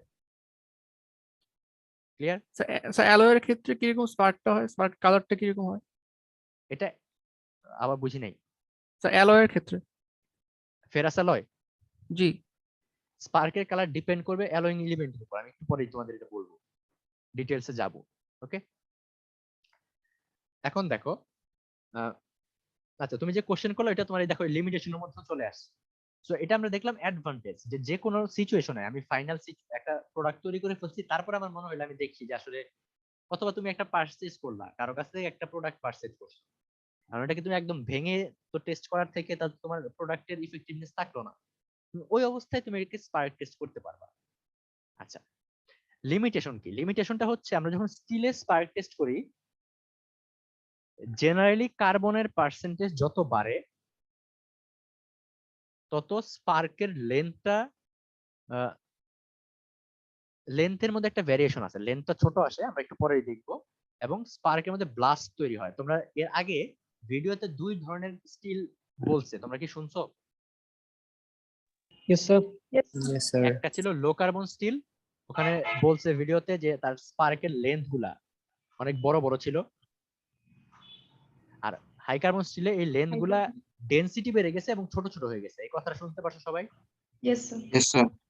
এবং তোমরা যদি খেয়াল করে থাকো, এই স্পার্কের লাস্টের দিকে আবার এরকম ব্লাস্ট হয়ে গেছে, খেয়াল করছো? No, sir. মানে স্পার্কের মধ্যে থেকে আবার মনে হচ্ছে আলাদা স্পার্ক বের হচ্ছে। Yes sir. আচ্ছা, আমি ভিডিওটা আবার যখন তোমাদের দিয়ে দেবো তখন দেখতে পারবা, আমি একটা ইমেজও দেখাবো তোমাদের। এই যে ব্লাস্ট হওয়া, এই ব্লাস্টের অ্যামাউন্টটাও হাই কার্বনের দিকে বেশি হয়, বেশি ব্লাস্টিং তৈরি হয়। এখন দেখা যায় অন্য অন্য যে অ্যালয়িং এলিমেন্ট আছে তারা আবার এই কার্বনের ইফেক্টটাকে অপোজও করতে পারে। সেটা কিভাবে হয় দেখো, যখন মলিবডেনাম আমরা বলি, এটা অরেঞ্জ কালারের স্পার্ক শো করে এবং বাইরে একদম বাইরের সারফেসে এই স্পার্কের যে প্রত্যেকটা রেখা বলতেছি, এই রেখার বাইরের অংশে একটু মোটা জায়গা তৈরি করে, যেটাকে আমরা বলি স্পিয়ার হেড। যখন তুমি নিকেল দাও, আমরা বলতেছিলাম যে কার্বন লাস্টের দিকে বার্স্টিং ইফেক্ট তৈরি করে, আবার নিকেল এটাকে সারপ্রেস করে। তাহলে ধরো তুমি একটা নরমাল লো কার্বন দিছো যার মধ্যে ব্রাস্টিং কম হচ্ছে, আর একটা হাই কার্বন নিছো তারপরে ব্রাস্টিং বেশি হওয়ার কথা, বাট এখানে আবার হাই নিকেল কন্টেন্ট আছে, তো ব্লাস্টিং কি কম হবে? সেক্ষেত্রে তুমি এটা কি বোঝা টাফ হয়ে যাবে না যেটা গেছে লো কার্বন না হাই কার্বন? Yes. তো এই সব কারণে এক্স্যাক্টলি ডিটারমাইন করাটা টাফ হয়ে যায়। এটা হচ্ছে স্পার্ক টেস্টের একটা লিমিটেশন, বাট আমরা এটাকে নরমাল স্ক্রিনিং প্রসেস হিসেবে ইউজ করতে পারি প্রাইমারিলি আইডেন্টিফাই করার জন্য। ওকে, এটুকু জাস্ট একটু মাথায় রাখো। কিভাবে করা হয় সেটা আমি বললাম। আচ্ছা, generally nickel base alloy, aluminium, copper, এরা স্পার্ক টেস্ট শো করে না, বাট অন্যান্য নন ফেরাস যারা আছে, টাইটেনিয়াম বলো, টাইটেনিয়াম আবার শো করে। এখন আমরা যে বলতেছিলাম যে স্পার্ক হওয়ার সময় যে বড় বড় লম্বা লম্বা লাইন ছিল, রাইট? যেসব জায়গা দিয়ে ম্যাটেরিয়াল গুলো ছোট ছোট পার্টিকেল হিসেবে আসলে বের হয়ে যাচ্ছিল দ্রুত, যেজন্য আমরা লাইন দেখতেছিলাম লাইটের, রাইট? তুমি ধরো আহ, তোমার রুমে অন্ধকার করবা, অন্ধকার করে যে কোনো একটা কয়েল চিন্তা করো। আমরা তো কয়েল চিনো তো সবাই, রাইট? মশা তাড়ানোর কয়েল। Yes sir. এই কয়েলটা অন্ধকার রুমে যদি খুব ফাস্ট মুভ করো, এটা কি কয়েলের মতো এরকম ছোট পয়েন্ট দেখা যায় নাকি লাইটের একটা বিমের মতো দেখা যায়? লাইটের একটা পিন। লাইটের পিন। লাইটের বিম না, ধরো তুমি একটা কয়েলকে এভাবে ঘোরাচ্ছ, তুমি কি এরকম লাইটের বিমই দেখবা না এরকম মুভ করতেছে লাইট, রাইট? খুব ফাস্ট মুভ করলে এটাই তো দেখবা। Yes, sir. ইয়েস। অথবা আমরা যখন ছবি তুলি, রানিং কোনো গাড়ির যখন ছবি তুলি, তখন দেখা যায় হয়তো লাইটটা এরকম পুরো রাস্তা জুড়ে এরকম লাইট দেখা যায় বিভিন্ন মুডে নিয়ে ছবি তুললে। আচ্ছা, তো সেম জিনিসটা চিন্তা করো, যখন একটা ম্যাটেরিয়াল থেকে এরকম কোন একটা পার্ট খুলে যাচ্ছে, এটা যখন ছোট একটা পার্ট রেড অবস্থায় আছে চিন্তা করো, অথবা গরম অবস্থায় আছে, এরকম খুব ফাস্ট মুভ করতেছে, তখন একটা লাইন তৈরি হয়ে যায়, আলোর লাইন দেখি আমরা। এই লাইনটাই হচ্ছে career line. Clear? Yes sir. তোমরা যে এতক্ষণ স্পার্ক দেখছিলে, এখানে যে লম্বা লম্বা লাইন তৈরি হচ্ছিল সেটা হচ্ছে ক্যারিয়ার লাইন। ক্যারিয়ার লাইন কেন বলতেছে? কারণ এরা হচ্ছে যে ছোট ছোট যেসব ম্যাটেরিয়াল গুলা খুলে যাচ্ছে ঘর্ষণের কারণে, সেগুলোকে ক্যারি করে এই লাইন বরাবর যাচ্ছে তারা, এই জন্য তাদেরকে ক্যারিয়ার লাইন বলতেছে। সো এই ক্যারিয়ার লাইনের স্ট্রেংথ মানে লেন্থ কেমন, এর স্ট্রিম গুলাকে ডেনসিটি কেমন এবং কালার কি, এটার উপর ডিপেন্ড করে আসলে ভ্যারি করবে কোন ম্যাটেরিয়াল আমরা অ্যানালাইসিস করতেছি। এখন তোমরা যে কোশ্চেন করলা যে আসলে কার কেমন হয়, রাইট? এরকম একজন কোশ্চেন করলা না? দেখো, স্পার্কটা আসলে অনেক রকম হইতে পারে। তার মধ্যে একটা হচ্ছে যেটা আমরা বললাম যে ফ্যান বার্স্ট হয়ে যাওয়া অথবা স্টারের মতো তৈরি হওয়া, এর মধ্যে এরকম ছোট ছোট স্টার বা এরকম হওয়া, অথবা বাইরে যদি স্পিয়ার হেড তৈরি হয় অথবা বার্ড তৈরি হয়, মোটা অংশ তৈরি হয়। জেনারেলি যদি সালফারের অ্যামাউন্ট বেশি হয় স্টিলের মধ্যে, তাহলে ক্যারিয়ার লাইনের বাইরে এরকম মোটা অংশ তৈরি হবে বা স্পিয়ার হেড তৈরি হবে। ক্লিয়ার? তো তুমি একটা স্টিল নিলা, যদি দেখো যে এর মধ্যে এইরকম বার্স্টিং ইফেক্ট না দিয়ে এরকম স্পিয়ার হচ্ছে লাস্টের দিকে, মোটা হয়ে যাচ্ছে, তাহলে বুঝতে পারবা যে এই স্টিলের মধ্যে সালফারের কন্টেন্ট বেশি।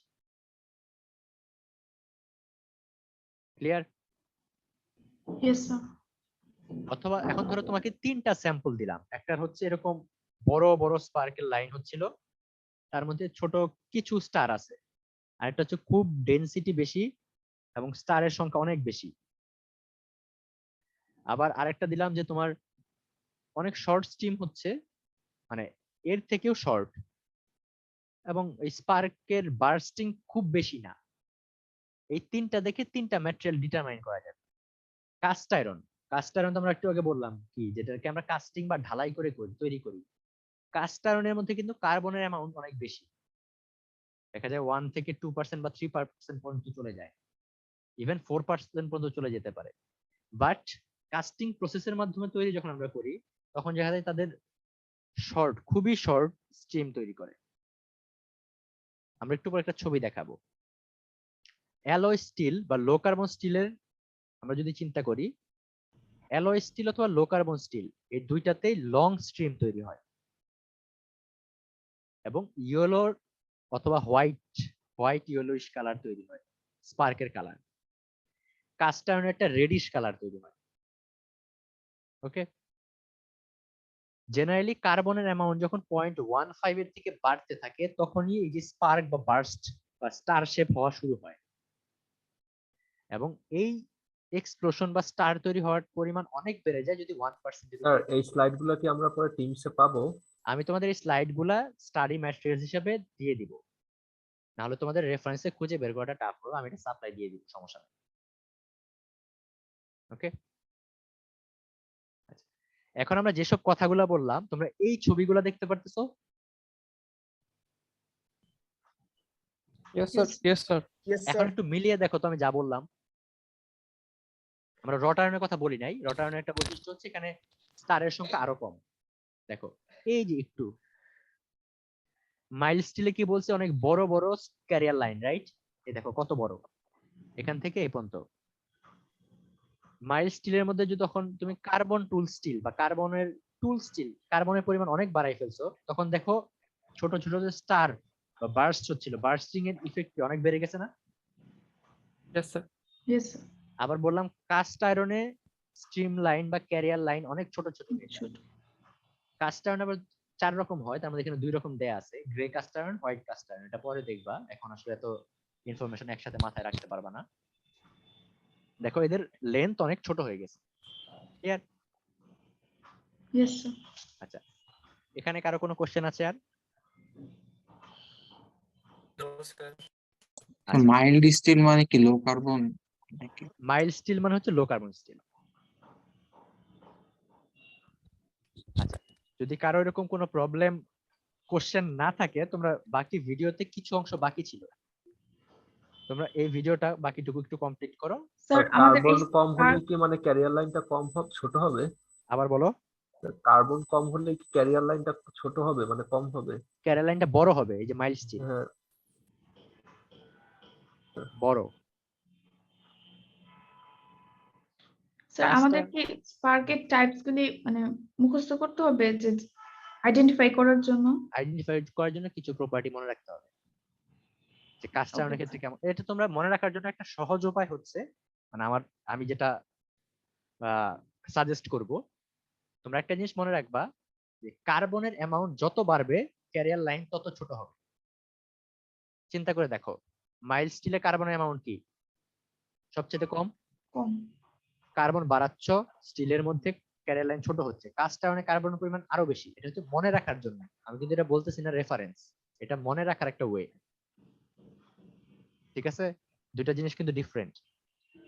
তো জেনারেলি কার্বনের অ্যামাউন্ট তাহলে বাড়তেছে মানে হচ্ছে স্ট্রিম লাইন ছোট হচ্ছে, সেটা ইজিলি মনে রাখতে পারবা। কালারটা মনে রাখতে হবে, কিছু করার নাই। রট আয়রন একটু ডিফারেন্ট, চিন্তা করবা যে এর মধ্যে বার্স্টিংটা খুব কম হয়। ওকে, এটা হচ্ছে ইজিলি মনে রাখতে, কিন্তু তোমার 5টা ছবি এই 2টা লাইনে তুমি মনে রাখতে পারবে। Yes sir, thank you. এই পাশের যে এই লাস্টের কয়েকটা পয়েন্ট, এগুলো একটু মনে রাখার চেষ্টা করবে, এগুলো খুব ইম্পর্টেন্ট ইনফরমেশন। ওকে, সো ইউটিউবের ভিডিওটা, ইউটিউব কি আসছে তোমাদের স্ক্রিনে? Yes sir. আচ্ছা, তোমাদের এখানে বাকি আরো কিছু ভিডিও আছে, এবং এখানে লাস্টে টাইটেনিয়ামের স্পার্ক দেখানো হবে, তোমরা একটু কেয়ারফুলি দেখো। ভিডিওটা দেখার পর যদি কারো কোনো কোশ্চেন থাকে, তখন আমাদের কোশ্চেন অ্যান্সার সেশনটা করব। স্যার ভিডিওটা ফার্স্ট থেকে আবার দেখানো যায় না? হ্যাঁ, আমি আবার ফার্স্ট থেকে অন করে দিচ্ছি। সবাই কেয়ারফুলি কথাগুলো শোনো, এবং সাবটাইটেল উঠতেছে, হয়তো সাবটাইটেলে অটো জেনারেটেড সাবটাইটেল যেহেতু, তো দুই একটা ওয়ার্ড হয়তো একটু ভ্যারিয়েশন চলে আসতে পারে, বুঝে নিতে হবে।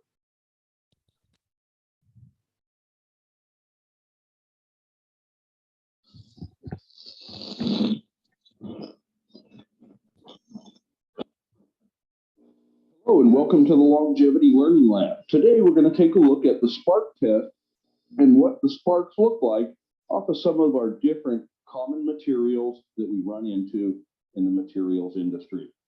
So the first one we're going to take a look at is a piece of low carbon steel.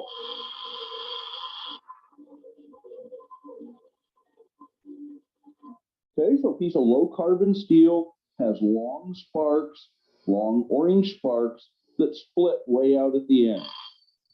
একটু লাস্টের দিকে খেয়াল করো, যদি লাস্টের দিকে খেয়াল করো, তুমি কি কার্সারটা কেউ দেখতে পারতেছো?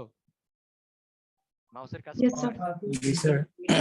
দেখো আমি যেখানে কার্সারটা রাখছি সেখানে কিন্তু স্প্লিট হয়ে যাচ্ছে, স্টার শেপ তৈরি হচ্ছে, দেখতে পারছো? জি স্যার। অথবা যে এখানে যদি দেখো যে স্প্লিট হয়ে যাচ্ছে, এটাকে বলতেছি হচ্ছে এই যে এন্ডে দেখো এরকম স্টার শেপ তৈরি হচ্ছে, এটাই হচ্ছে স্প্লিটিং। যখন হাই কার্বন স্টিল দেখাবে এরপরের স্যাম্পলটা, তখন দেখবে স্প্লিটিং এর পরিমাণ অনেক বেড়ে যাবে, এবং এই যে স্ট্রিম লাইনটা, টোটাল লাইনের লাইনটা ছোট হয়ে যাবে, বা ক্যারিয়ার লাইনটা ছোট হয়ে যাবে। তো ভিডিওটা কন্টিনিউ করো। Okay, so that's a piece of low carbon steel or a piece of A36 structural steel that we might normally find in a typical fab shop. The next one we're going to look at is a piece of 1095. So this is a carbon steel that has almost 1% carbon in it, as opposed to the last piece that had probably less than 0.3% carbon in it. And now we're going to take a look at steel is a 1095. We're going to see a shorter spark with much more splitting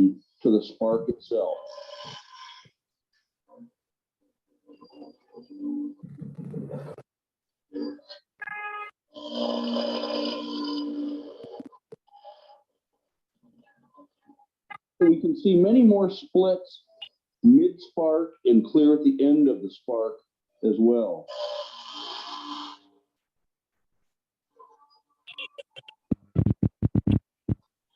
Much more sparks and shorter. Once again, to oppose the low carbon steel, longer spark, less splitting. High carbon steel, shorter sparks, more split.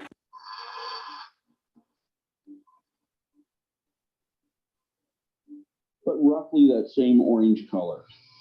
Okay, the next one we're going to move on to is a piece of material that we see typical in a shop. One of it is the weight in my hand, but it's silver in color here, and I'm going to touch it to the wheel. Hold and get no spark off of this. So this is a piece of 6061 aluminum. So aluminum doesn't give any spark at all, and I can tell the material generally by its weight. Okay, the next piece I'm going to select is a piece of 316 stainless steel. So I'm going to put the stainless steel here on the wheel, and let's take a look at the spark that comes off of it.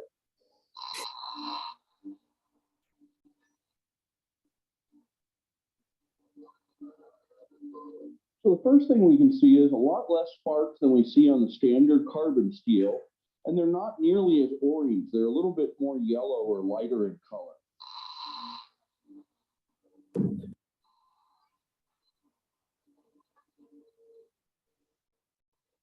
Very long sparks, and then the ones that we see have very large splits at the end as opposed to some of the other carbon steel.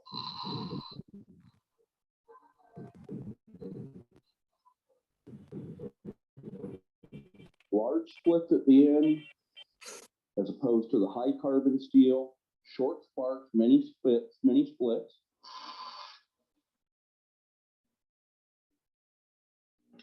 And the low carbon steel. Very different than the piece of stainless steel.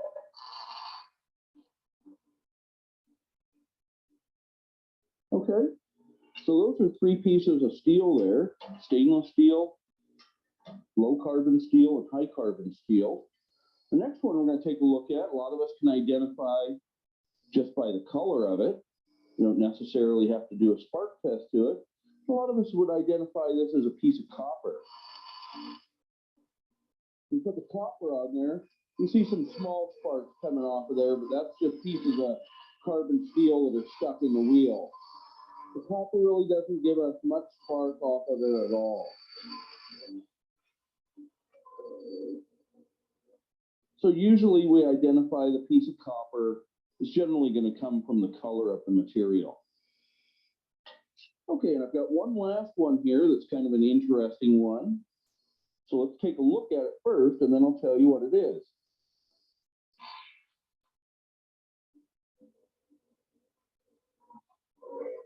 Okay, bright white sparks.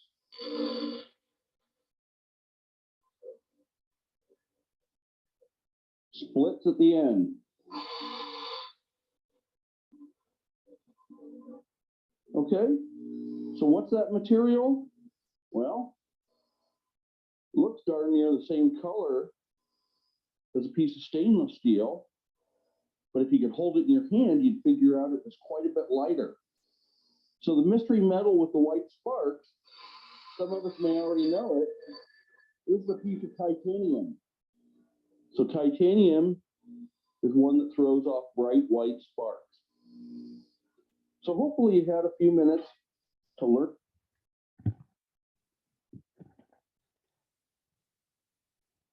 সবাই কি ভিডিওটা দেখতে পারছো? Yes, sir. আচ্ছা, difference গুলো বুঝতে পারছো? Yes, sir. তো হোপফুলি তোমরা স্লাইডটা পড়ো, আরো কিছু যদি ডিটেইলসে জানতে চাও সেক্ষেত্রে তোমরা একটু নেটের সাহায্য নিতে পারো। এবং আমি যে এই ভিডিওর লিংকটা তো এখানে দিয়ে দিয়েছি, এই ভিডিওতে তোমরা ঢুকলে আরো কিছু রিকমেন্ডেড ভিডিও আসবে, সেগুলোও দেখতে পারো ডিটেইলস আরো বোঝার জন্য। ওকে, আচ্ছা, সো কারো কোনো কোশ্চেন? স্যার, আমি হাই কার্বনে থাকে নাকি লো কার্বনে? একটু আবার বলো। হাই স্পিড মানে স্পিড যে হচ্ছে ওগুলো কি লো কার্বনে বেশি নাকি হাই কার্বনে? স্প্লিটের সংখ্যা বাড়তেছে হচ্ছে হাই কার্বনে। আচ্ছা স্যার একটা আমরা কোশ্চেন ছিল। হাই কার্বন লো কার্বন এইভাবেই করবো, নাহলে উনি তো মানে ভিডিওটাতে 36 স্ট্রাকচারাল কার্বন এভাবে বলছিল। না দেখো, তোমরা ওই যে যে নাম্বারটা বললো, এই নাম্বারটা হচ্ছে স্ট্যান্ডার্ড অবস্থায় তুমি যখন ইউজ করবা প্রত্যেকটাকে, ধরো লো কার্বনের মধ্যেও কিন্তু অনেক রকম পার্সেন্টেজ হইতে পারে, রাইট? Yes sir. তোমরা যদি খেয়াল করে থাকো 6061 অ্যালুমিনিয়াম বলছে, তার মানে ওই 6061 এটা হচ্ছে ASTM। ASTM এর নাম শুনছো? No sir. American society of testing materials. So এদের কিছু স্ট্যান্ডার্ড আছে যে ASTM এত হইতে গেলে এই অ্যালয়ের এলিমেন্ট এই পার্সেন্টেজ থাকতে হবে এবং তার স্ট্রেংথ হবে এরকম, তার এই হবে এরকম। সো এইসব স্ট্যান্ডার্ড উপর ডিপেন্ড করে অ্যালোয়িং পার্সেন্টেজ উপর ডিপেন্ড করে ম্যাটেরিয়ালে একটা পার্টিকুলারলি নাম্বারিং হয়। তোমাদের আপাতত এটা মাথায় রাখার দরকার নেই, তোমরা পরে শিখবা। তোমরা আপাতত লো হাই এইটা জানা রাখো, তাই হবে। ওকে ওকে স্যার, টাইটানিয়ামের ক্ষেত্রে স্যার শেষের দিকে স্পিয়ার হেডস এর পরিমাণটা কিরকম হবে আয়রনের তুলনায়? টাইটেনিয়ামের ক্ষেত্রে ফার্স্ট ডিফারেন্সটাই হচ্ছে এখানে হোয়াইট স্পার্ক হবে, হোয়াইটিশ কালার যেটা দেখছো, এবং এখানেও স্প্লিটটা কিন্তু অনেকটাই বেশি এবং বড় বড় স্প্লিট যদি খেয়াল করে থাকো। জি স্যার। এটা অনেকটা হাই কার্বনের মতো স্প্লিট হয়, বাট স্পার্কটা একটু লম্বা, মানে ক্যারিয়ার লাইনটা কম্পারেটিভলি লো কার্বন স্টিলের মতো ক্যারিয়ার লাইন, বাট আবার স্প্লিটিংটা অনেক বেশি হাই কার্বন স্টিলের মতো। আইডেন্টিফাই করার জন্য বেস্ট ওয়ে হচ্ছে colour, whitish colour, right? Okay sir. Okay, so কারো যদি কোশ্চেন না থাকে তাহলে এখন আমরা স্যার আমাদের নেক্সট ক্লাসের কাজটা কি হবে? হ্যাঁ, ল্যাব রিপোর্টের ল্যাব পার্টে রিপোর্ট। আসতেছে। তোমরা ওকে ল্যাব রিপোর্ট নেক্সট ক্লাসের আগে সাবমিট করবা। নেক্সট ক্লাসে তো অন্য আরেকটা এক্সপেরিমেন্ট শুরু করব আমরা। ল্যাব রিপোর্টটা কিভাবে লিখবো, এর কি টেমপ্লেট কি দেওয়া আছে টিমসে? এটা টেমপ্লেট আসলে কখনো দেয়া থাকে না, আমি তোমাদের বলে দিচ্ছি আসলে ফরম্যাটটা কি হয়। তোমরা যেটা করতে পারো, তোমাদের সিনিয়র ভাইদের কাছ থেকে একটু গাইডলাইন নিতে পারো, বাট আমি তোমাদের কিছুটা বলে দেওয়ার চেষ্টা করতেছি। ওকে, একটা ফাঁকা জায়গা দরকার। আচ্ছা, সবগুলা যত ল্যাব রিপোর্ট তোমরা লিখবা যত কোর্সের, ওকে, আমি যেটা এখন বলতেছি সেটা হচ্ছে স্ট্যান্ডার্ড ওয়ে। সবসময় ল্যাব রিপোর্টের ফার্স্টে একটা এইম অথবা অবজেক্টিভ থাকে, এইম অথবা অবজেক্টিভ। ওকে, ফার্স্ট পেজে তুমি ল্যাব কোর্সের টাইটেল লিখবা, কোর্সের নাম লিখবা, এক্সপেরিমেন্ট নাম্বার, এক্সপেরিমেন্ট নেম, এটা হচ্ছে কভার পেজে থাকবে। সবাই একটু খেয়াল করে শোনো। তারপর ওই পেজের নিচের দিকে থাকে হচ্ছে তোমার নাম বা যে সাবমিট করছে, সাবমিটেড বাই, তোমার নাম, তোমার স্টুডেন্ট আইডি, তোমার level term, date of submission, যদি গ্রুপে কাজ করো তাহলে কত নাম্বার গ্রুপ। ওকে, ধরো তোমাদের যদি অফলাইনে ল্যাব হইতো তাহলে হয়তো 25 জনকে আমরা 5টা গ্রুপে ভাগ করে দিতাম।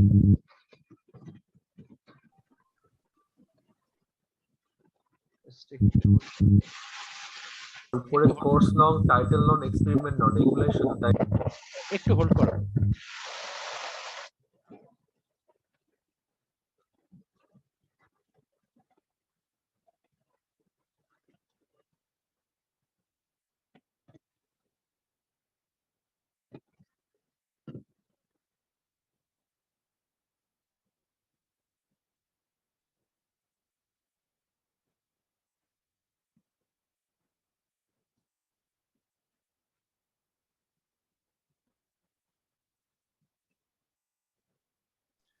সরি, আমার একটা ফোন এসেছিল। শুনতে পারছো আমার কথা? Yes sir. Yes sir. Sir sir উপরে ওই যে টাইটেল, কোর্স আর এক্সপেরিমেন্ট নং, এগুলো তিনটা লিখবো। আমি বলছি আবার, ফার্স্টে টপ পেজ যেটা কভার পেজ, সেখানে হচ্ছে কোর্স নাম্বার, ধরো এই ক্ষেত্রে MMA 101, তারপর হচ্ছে কোর্স টাইটেল, এই কোর্সের নাম কি, তারপর হচ্ছে এক্সপেরিমেন্ট নাম্বার, যে এক্সপেরিমেন্টটা করতেছি আমরা আজকে সেটা এক্সপেরিমেন্ট নাম্বার 1। তারপর এই এক্সপেরিমেন্টের নাম কি, আমি একটা তোমাদের টেবিল দেখাইছি, এটা তোমাদের আমি সাপ্লাই দিয়ে দিব। এই এক্সপেরিমেন্টের জন্য নাম কি ছিল, এটুকু হচ্ছে ধরো এটা যদি টোটাল একটা পেজ হয় এটুকু, তাহলে ধরো এখানে থাকবে হচ্ছে ইনফরমেশনগুলো। ওকে, তারপরে নিচে পেজের নিচে এই পাশে অথবা এই পাশে যে কোনো এক পাশে লিখবা সাবমিটেড বাই বা প্রেজেন্টেড বাই, তোমার নাম, তোমার স্টুডেন্ট আইডি, তোমার লেভেল টার্ম, ডিপার্টমেন্ট, কোন গ্রুপে, তোমার যদি গ্রুপ নাম্বার থাকে, কারণ আমরা যখন ফিজিক্যালি ল্যাব গুলা করাই তখন আমরা একসাথে সবাই কাজ করে না, গ্রুপে গ্রুপে ভাগ করা থাকে, হয়তো 4 জন মিলে একটা কাজ করতেছে আর 4 জন অন্য কাজ করতেছে। সো গ্রুপ নাম্বারটা এখানে দিবা এবং ডেট অফ সাবমিশন, কবে সাবমিট করতেছো সেটা। এখানে আরেকটা কলাম অ্যাড করতে পারো ডেট অফ পারফরম্যান্স, মানে এই ল্যাবের ক্লাসটা কবে হয়েছে সেটা অ্যাড করতে পারো। সো কভার পেজে কি কি থাকে বুঝতে পারছো? Yes sir. Yes, sir. এরপরে তোমার যখন মেইন বডি লিখবা তখন ফার্স্টে হচ্ছে এইম অথবা অবজেক্টিভ। অবজেক্টিভে থাকে হচ্ছে জেনারেলি তোমার যে টাইটেল থেকে তুমি এটার আসলে অবজেক্টিভ লিখতে পারবা। তো আজকে আমাদের অবজেক্টিভ কি ছিল, বিভিন্ন মেটাল সম্পর্কে আইডেন্টিফাই করা, তাদের অ্যাপ্লিকেশন এবং ক্লাসিফিকেশন জানা, এবং স্পার্ক টেস্টের মাধ্যমে কিভাবে ফেরাস নন ফেরাস আইডেন্টিফাই করে সেটা জানা। এই 2 বা 3 লাইনে হচ্ছে অবজেক্টিভ লিখতে হয়। ক্লিয়ার? তোমার প্রত্যেকটা এক্সপেরিমেন্টের একটা পারপাস থাকে, এই পারপাসটা এখানে এইম অথবা অবজেক্টিভে আসবে। ক্লিয়ার? Yes sir. এক্সপেরিমেন্টের নাম দেখে এটা তোমাকে ডিফাইন করে লিখতে হবে। স্যার এক্সপেরিমেন্ট নাম তো কভার পেজে লিখবো তাই না?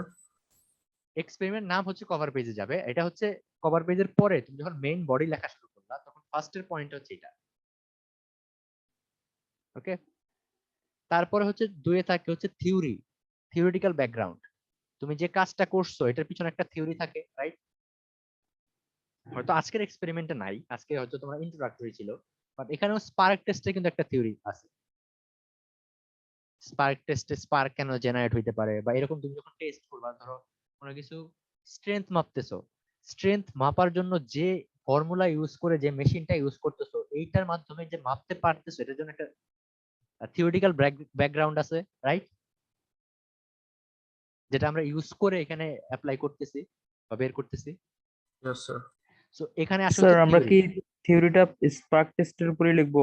না, আমি আজকের ল্যাব রিপোর্ট সম্পর্কে বলতেছি না, এটা আমি বলতেছি আজকেরটা কি লিখবা, আজকেরটা একটু ডিফারেন্ট হবে। আমি হচ্ছে জেনারেলি তোমরা এই নেক্সট 4 বছরে যত ল্যাব রিপোর্ট লিখবে এটা জেনারেল ফরম্যাট, তোমাদের সুবিধা হবে এজন্য বলে দিচ্ছি। ওকে, ফার্স্ট অবজেক্টিভ, থিওরি, এরপরে 3 নম্বরে জেনারেলি লেখা হয় ম্যাটেরিয়ালস অথবা ইকুইপমেন্ট ইউজড, তুমি কি কি ইকুইপমেন্ট ইউজ করছো এই ল্যাব করার জন্য।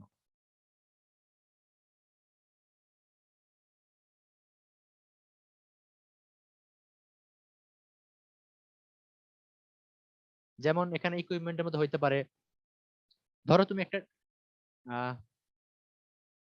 ফিজিক্সে টেস্ট করছো, এরকম একটা টেস্ট বলো তো এইচএসসি লেভেলে। স্প্রিং Screw gauge, দিয়ে slide calipers. Spring constant. Spring constant. একজন বলো, একটা বলো। সাপোজ পেন্ডুলাম করছো, right? Yes Yes, sir. sir. আচ্ছা, So stopwatch. হ্যাঁ, যদি পেন্ডুলাম করে থাকো তোমার এক্সপেরিমেন্টের জন্য কি কি ইউজ করছো? স্টপওয়াচ ইউজ করছো, Stopwatch use করেছি। একটা পেন্ডুলামের জন্য একটা বল ইউজ করছো যেটাকে আমরা বব বলি, রাইট? Yes, sir. তারপরে সুতা দিয়ে ঝুলাইছো, ওয়্যার ইউজ করছো। Yes sir. Yes, sir. Scale use করে থাকো, পেন্সিল ইউজ করে থাকো, কি কি ইকুইপমেন্ট ইউজ করছো, টোটাল ইকুইপমেন্টের জাস্ট নামগুলো এখানে আসবে। তো আমাদের এইসব টেস্টে আমরা যেসব ইকুইপমেন্ট ইউজ করব সেই ইকুইপমেন্টের নামগুলো আসবে শর্টে। Clear? Yes sir. Yes, sir. এরপরে ইকুইপমেন্ট হয়ে গেলে 4 নম্বরে আসবে প্রসিডিউর।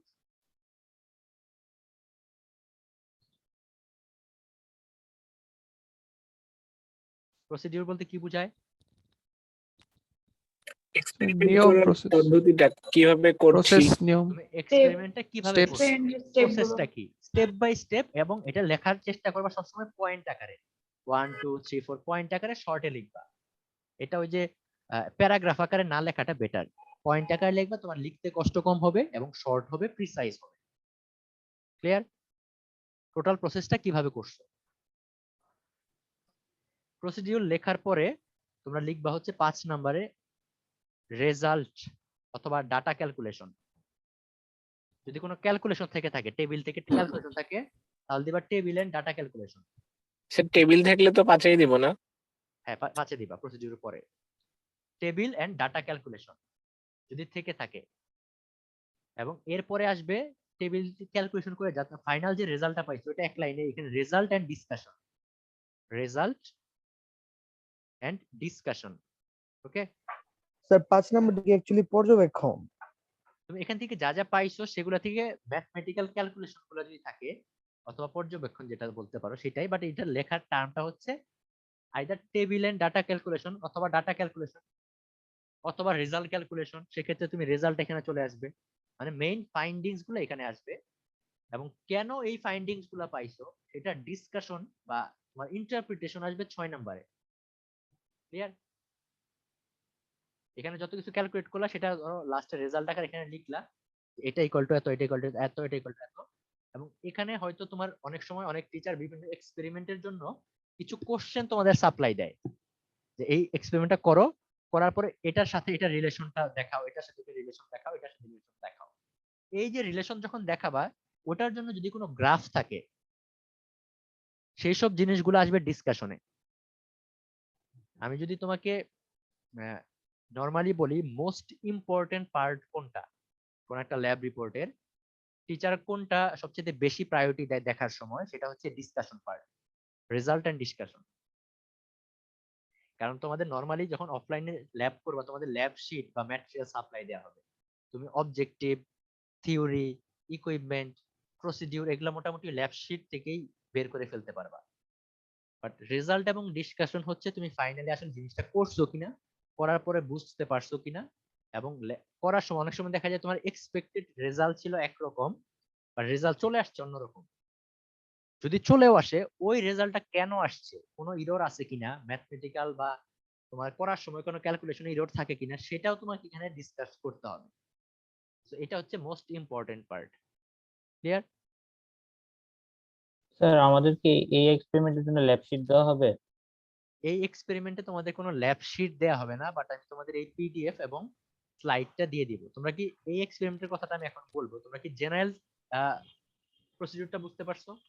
স্যার তাহলে কি গ্রাফ থাকলে আমরা গ্রাফের পিকচারটা ডিসকাশন পার্টে দিব? হ্যাঁ, গ্রাফটা জেনারেলি ডিসকাশন অ্যাড করবা। স্যার যদি কোনো পিক আঁকা লাগে মানে ছবি আঁকা লাগে তখন কি টাইপ, মানে ছবিটা যদি এরকম হয় যে তোমার প্রসিডিউরকে বোঝাচ্ছে তাহলে প্রসিডিউর অ্যাড করবা। ছবিটা যদি থিওরির সাথে রিলেটেড হয় তাহলে থিওরি অ্যাড করবা। ছবিটা যদি তোমার ডাটা থেকে ইন্টারপ্রিট করার পরে হয় তাহলে আইদার ডিসকাশন অথবা রেজাল্টে অ্যাড করবা। মানে ছবিটা কিসের তার উপর ডিপেন্ড করতেছে। ওকে স্যার এমএমই তে আমাদের এক্সপেরিমেন্ট গুলো কি স্যার মানে সমাধান করা হবে নাকি? আবার বলো, কথাটা বুঝি না, আবার বলো। স্যার এমএমই তে আমাদের প্র্যাকটিক্যাল গুলো কি সিমুলেশনের মাধ্যমে করা হবে নাকি আমরা কিভাবে করব এটা, যেটা আমাদের নিজেদের করতে হবে? এই টার্মে নাকি অন্যান্য সময়? স্যার এই সাবজেক্টের ক্ষেত্রে এই টার্মে স্যার, টার্ম এই 1। টার্মে সিমুলেশন নাই। এই টার্মের এই কোর্সটা তোমাদের ইন্ট্রোডাক্টরি, হয়তো তোমাদের সিমুলেশনের মাধ্যমেও দেখানো হবে না, কিছু ভিডিও দেখানো হবে ডাটা ক্যালকুলেশন কিভাবে করে, অ্যানালাইসিস করে। যেমন ক্রিস্টালোগ্রাফিটা তোমাদের আমি একটা সফটওয়্যার মাধ্যমে করাবো হয়তো নেক্সট ক্লাসে। ওকে স্যার। সো এটা যতভাবে আসলে তোমাদের বোঝানো সম্ভব, কারণ আমি তোমাদের আগেই বলছি এখানে প্রত্যেকটা এক্সপেরিমেন্ট তোমরা আলাদা আলাদা, এদের প্রত্যেকটা এক্সপেরিমেন্টটা বড় আলাদা করে একটা করে কোর্স করবা, তোমরা তখন অবশ্যই হাতে কলমে করবা। তো এখন হচ্ছে তোমাদের ইন্ট্রোডিউস করা। ওকে, আচ্ছা এখন আসি আমরা এই ল্যাবের জন্য তোমরা কি রিপোর্ট লিখবা। এই ল্যাবে তোমাদের রিপোর্টে শুধুমাত্র ওই উপরের টপ পেজটা তো লিখবা, মেইন বডিতে শুধু অবজেক্টিভ থাকবে, থিওরি লিখবে একটা, থিওরিটা হচ্ছে ম্যাটেরিয়াল ক্লাসিফিকেশন কি কি হইতে পারে, এবং স্পার্ক টেস্ট নিয়ে একটু থিওরি লিখবা। স্পার্ক টেস্ট কেন হয়, বেশি বড় করার দরকার নাই, এখানে কোনো ইকুইপমেন্ট লাগবে না কারণ তোমরা করো নাই। নোট ডাউন করতেছো তো? ওকে স্যার একটু আরেকবার ফার্স্ট থেকে শোনা যায়নি। হ্যাঁ, তোমরা কভার পেজে আমি আগে আগে যা বলছি যে course number, course title, experiment number, experiment title, submitted by, এইসব হাবিজাবি কভার পেজে থাকবে, টপ পেজে। মেইন বডি যখন লেখা শুরু করবা পরের পেজ থেকে শুধু অবজেক্টিভ লিখবা এই এক্সপেরিমেন্টের জন্য, এক্সপেরিমেন্ট নাম্বার 1 এর জন্য। পরেরটার জন্য কি লাগবে সেটা আমি বলে দিব। 2 এ হচ্ছে একটু থিওরি লিখবা যে মেটালের ক্লাসিফিকেশন কি হয় এবং স্পার্ক টেস্টটা কিভাবে করে, বা স্পার্ক টেস্টের থিওরি কিছু লিখবা। ওকে, স্পার্ক টেস্ট সম্পর্কে তোমরা যদি নাম কি হবে? এক্সপেরিমেন্টের নাম হচ্ছে এই টেবিলে, আমি এই টেবিলটা তোমাদের দিয়ে দিব, প্রত্যেকটা এক্সপেরিমেন্টের নাম দেয়া আছে। স্যার আমাদেরকে ল্যাব শিট দিয়ে দেওয়া হবে, ওটা দেখে দেখেই তো লিখবো তাই না? হ্যাঁ, ল্যাব শিট বলতে আমি যেমন আজকে যা যা পড়াইছি রেফারেন্স ম্যাটেরিয়াল গুলো দিয়ে দিব, দেখেই হেল্প নিবা এবং ইন্টারনেটে হেল্প নিবা। থিওরির জন্য ইন্টারনেটে হেল্প নিবা। স্পার্ক টেস্ট নিয়ে সার্চ দিলে তোমার অনেক লিংক চলে আসবে স্পার্ক টেস্ট নিয়ে ডিটেইলস। এত ডিটেইলস লেখা লাগবে না, শুধু সামারিটুকু লিখবা। ওকে, তোমরা এখানে এক্সপেরিমেন্ট যেহেতু করো নাই, কোনো ইকুইপমেন্ট নাই, 3 নাম্বার পার্ট বাদ এই এক্সপেরিমেন্টের জন্য। স্যার থিওরির কতটুকু এলাবোরেট করতে হবে, মানে কতটুকু লিখতে হবে? এটা তোমার ইচ্ছা, বাট এক পেজের উপরে না, হাফ পেজ, 4-5 লাইন, 6 লাইন, তুমি যতটুকু লিখতে চাও। Okay sir. ফ্রিডম তোমার হাতে। ওকে, কারণ ল্যাব রিপোর্টের উপর কিন্তু মার্কিং আছে। খুব বেশি লিখলে যে মার্ক হবে এরকম না, প্রিসাইজ লিখতে হবে। ইকুইপমেন্ট আপাতত লাগবে না, তোমাদের প্রসিডিউরটাও আপাতত লাগবে না, স্পার্ক টেস্ট যেহেতু তোমরা করো নাই, তো ওটা বাদ দাও। ডাটা ক্যালকুলেশন আপাতত নাই, তোমরা শুধু রেজাল্ট এন্ড ডিসকাশনে চলে যাবা। রেজাল্টও দরকার নাই, কিছু ফাইন্ড করো না, শুধু ডিসকাশনে যাবা। ওকে, কেউ একজন ডিসকাশনে একটু কয়েকটা কোশ্চেন লিখে রাখো, এই কোশ্চেনের অ্যানসার গুলা ডিসকাশনে অ্যানসার আকারে লিখবা, আমি বলে দিচ্ছি। এটা এই মানে এক্সপেরিমেন্টের টেবিলও আমরা টেবিল দেব না? এই এক্সপেরিমেন্টের জন্য কোনো টেবিল দিতে হবে না, ওকে স্যার। শুধু 1 রেজাল্টেন্ট 2 ক্যালকুলেশন কি এক পয়েন্টে? অনেক সময় রেজাল্টেন্ট ক্যালকুলেশন যদি টেবিল থাকে তাহলে টেবিল এন্ড ক্যালকুলেশন একটা টাইটেলে দিতে পারো, রেজাল্ট এন্ড ডিসকাশন আলাদা দিতে পারো, অথবা তুমি রেজাল্ট এন্ড ক্যালকুলেশন একসাথে এনে ডিসকাশনটা আলাদা নিতে পারো, তোমার ইচ্ছা। ফার্স্ট এই আজকের এক্সপেরিমেন্টে কি রেজাল্ট এন্ড ডিসকাশন? আজকে রেজাল্ট টার্মটুকু লেখার দরকার নাই, কারণ শুধু ডিসকাশন, শুধু ডিসকাশন আসবে। তো 3 নাম্বার পার্ট হচ্ছে ডিসকাশন। স্যার তাইলে থিওরি পর আমরা ডিসকাশনে চলে যাব? থিওরি পর ডিসকাশনে চলে যাবে। এখন ডিসকাশনে কি লিখবা সেটা আমি বলে দিচ্ছি, একটু নোট ডাউন করো। থিওরিতে লিখবা যে তোমাদের আশেপাশে যত সব মেটাল দেখতেছো, সবাই যার যার আশেপাশে বা তোমার বাসার আশেপাশে যত রকমের মেটাল আছে, এই মেটাল গুলাকে ক্লাসিফাই করবা কয়েকটা পার্টে। এই মেটাল গুলা কোথায় ইউজ হচ্ছে, ধরো তুমি দেখলা হচ্ছে আয়রন, আয়রন টাইটেল দিয়ে একটা লিস্ট করো, তোমার বাসার আশেপাশে আয়রন কোন কোন জায়গায় ইউজ হচ্ছে। এরপরে লিখবা ওই আয়রন গুলা কেন ইউজ হচ্ছে। ক্লিয়ার? এখন ধরো তোমার আয়রন পাইলা, তুমি ফ্যানে আয়রন আছে, বিল্ডিং এ আয়রন আছে, বা এরকম টেবিলের বা চেয়ারের মধ্যে আয়রন আছে, কেন ইউজ হয়েছে ওইসব পার্টিকুলার জায়গায়, এটা পয়েন্ট আকারে লিখবা। ক্লিয়ার? Yes sir. এরপরে ধরো তুমি কপার পাইলা, কপার কোন কোন জায়গায় আছে সেটা জাস্ট লিস্ট করো। ওই সব জায়গায় কোন প্রপার্টির জন্য বা কেন ইউজ হয়েছে কপার, সেটা তোমার মতে কি মনে হয়, জাস্ট এটুকু লিখবা। ক্লিয়ার? স্যার এটা তো ডিসকাশন পার্টে লিখবো না? ডিসকাশন পার্টে। এটা হচ্ছে কোশ্চেন 1, যে তোমার আশেপাশে যা আছে সেটাকে লিস্ট ডাউন করো বিভিন্ন মেটালে ক্লাসিফাই করে, এবং ওইটার পার্টিকুলার ওই ক্লাসিফিকেশনের পার্টিকুলার অ্যাপ্লিকেশন কোথায় কোথায় আছে তোমার আশেপাশে এবং কেন করা হয়েছে। এটা হচ্ছে কোশ্চেন 1। সেকেন্ড কোশ্চেনটা হচ্ছে তুমি যখন স্পার্ক টেস্ট করো, স্পার্ক টেস্টে তুমি কিভাবে ডিফারেন্সিয়েট করবা কোন একটা ম্যাটেরিয়ালকে, যে এটা এই ম্যাটেরিয়াল হইতে পারে। স্যার আরেকবার যদি বলেন। সেকেন্ড কোশ্চেনটা হচ্ছে আমরা যখন স্পার্ক টেস্ট করি, তোমার আশেপাশে যে ম্যাটেরিয়াল গুলা ছিল, তুমি এই সব ম্যাটেরিয়ালের মধ্যে আবার সেকেন্ড কোশ্চেনে আরেকটা লিস্ট তৈরি করবা, যে ওই ম্যাটেরিয়াল গুলার মধ্যে যেগুলো আগে তুমি ডিটারমাইন করছো, তাদের কোনগুলাকে স্পার্ক টেস্টের মাধ্যমে ডিটারমাইন করা যাবে।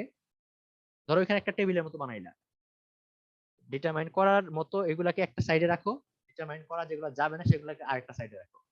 তারপরে লেখো যেগুলোকে ডিটারমাইন করা যাবে তাদের স্পার্কটা কেমন হইতে পারে, সেটা তোমরা একটু বের করবা। হয়তো আমি তোমাদের যে স্লাইডটা প্রোভাইড করব সেখানে কিছু ইনফরমেশন পেয়ে যাবা।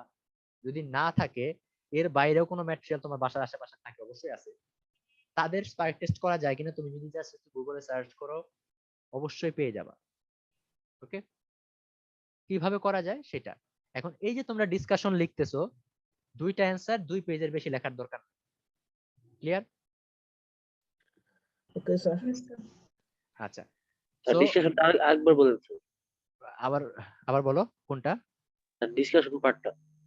ডিসকাশন পার্টে 2টা কোশ্চেনের অ্যান্সার লিখবা। একটা যে ফার্স্ট কোশ্চেন হচ্ছে তোমরা যে যেখানে আছো তোমাদের বাসায় আশেপাশে কি কি মেটাল ইউজ হচ্ছে সেগুলোকে ক্লাসিফাই করো। ওই মেটালগুলা ওই অ্যাপ্লিকেশনে কেন ইউজ হচ্ছে সেটা বলা। এটা হচ্ছে কোশ্চেন নাম্বার 1। সবার অ্যান্সার কিন্তু স্যার ডিফারেন্ট হবে। ডিসকাশনে শুধু অ্যান্সার গুলোই লিখবো, কোশ্চেন তো আর তোলা লাগবে না। কোশ্চেন তোলার দরকার নাই, জাস্ট ডিসকাশনে পয়েন্ট 1 দিবা, 1 এ এটার অ্যান্সার লিখে যাও। 2 তে লিখবা হচ্ছে যে এই যে অ্যাবভ মেনশন বা তুমি যেসব ম্যাটেরিয়াল গুলো পাইছো সেগুলোর কোনগুলাকে স্পার্ক টেস্টের মাধ্যমে আইডেন্টিফাই করা যাবে, কোনগুলাকে করা যাবে না। যেগুলাকে করা যাবে ওইসব স্পার্কটার তুমি কিভাবে দেখে চিনবা, তাদের লেন্থ কি বেশি হবে নাকি কালার কেমন হবে সেটা আমি অলরেডি আমাদের স্টাডি ম্যাটেরিয়ালস অনেকগুলো পেয়ে যাবা। দুই একটা ম্যাটেরিয়াল যদি না পাও সেটা তোমরা নেটের সাহায্য নিয়ে পেয়ে যাবা। ক্লিয়ার? Okay sir. এই 2টা অ্যান্সার 2 পেজের বেশি না। আর আগের অবজেক্টিভ থিওরি হয়তো বা ম্যাক্সিমাম 1 পেজ, তো তোমাদের টপ পেজ ছাড়া 3 পেজের বেশি লেখার দরকার নেই। স্যার আমাদের টপ পেজ কভার পেজে হচ্ছে ফিজিক্সের ল্যাব হয়েছিল কয়দিন আগে, তো ওখানে অনেকটা একটা এরকমই, হ্যাঁ স্যাম্পল হ্যাঁ দেখাইছিল, মানে আপনি যেভাবে বলছেন না ওই হ্যাঁ সেম ভাবেই হচ্ছে উনারা বলছে। তো ওটার মতো যদি আমরা করে দিই তাহলে তো কোনো সমস্যা হওয়ার কথা হ্যাঁ, না। কোনো সমস্যা নাই। আচ্ছা আচ্ছা স্যার। আচ্ছা, আর স্যার আমাদের ল্যাব রিপোর্টটা কি একদম ফুল হাতে লিখতে হবে না নাকি কম্পিউটারে লিখে দেওয়া যাবে? কম্পিউটারে একটু প্রবলেম আছে। প্রবলেমটা হচ্ছে কম্পিউটার কিন্তু কপি পেস্ট করবা, রাইট? না স্যার, শেয়ার করবো না স্যার। টাফ শেয়ার না করে থাকাটা। তো বেটার 3 পেজ লিখতে হচ্ছে হাতে লেখো, হাতে লিখে ছবি তুলে পিডিএফ করে দাও। আচ্ছা স্যার। ওকে, হাতে লেখার প্র্যাকটিস করো, বেটার হবে পরের জন্য। ইন্টারনেটে কোনো ছবি কি অ্যাড করতে পারবো? হ্যাঁ, এটা তোমার ইচ্ছা, কোনো সমস্যা নাই। বাট বেশি বড় করো না ল্যাব রিপোর্টটা, তোমাদেরও কষ্ট আমারও কষ্ট। আর এই কোর্সের জন্য শুধুমাত্র এমএমই 102 এর জন্য আমি লেকচার দেই অথবা স্যার দেখ, যারই রিপোর্ট লেখো না কেন, রিপোর্ট টপ পেজ বাদে 3 থেকে 4 পেজের থেকে বেশি হওয়ার দরকার নেই।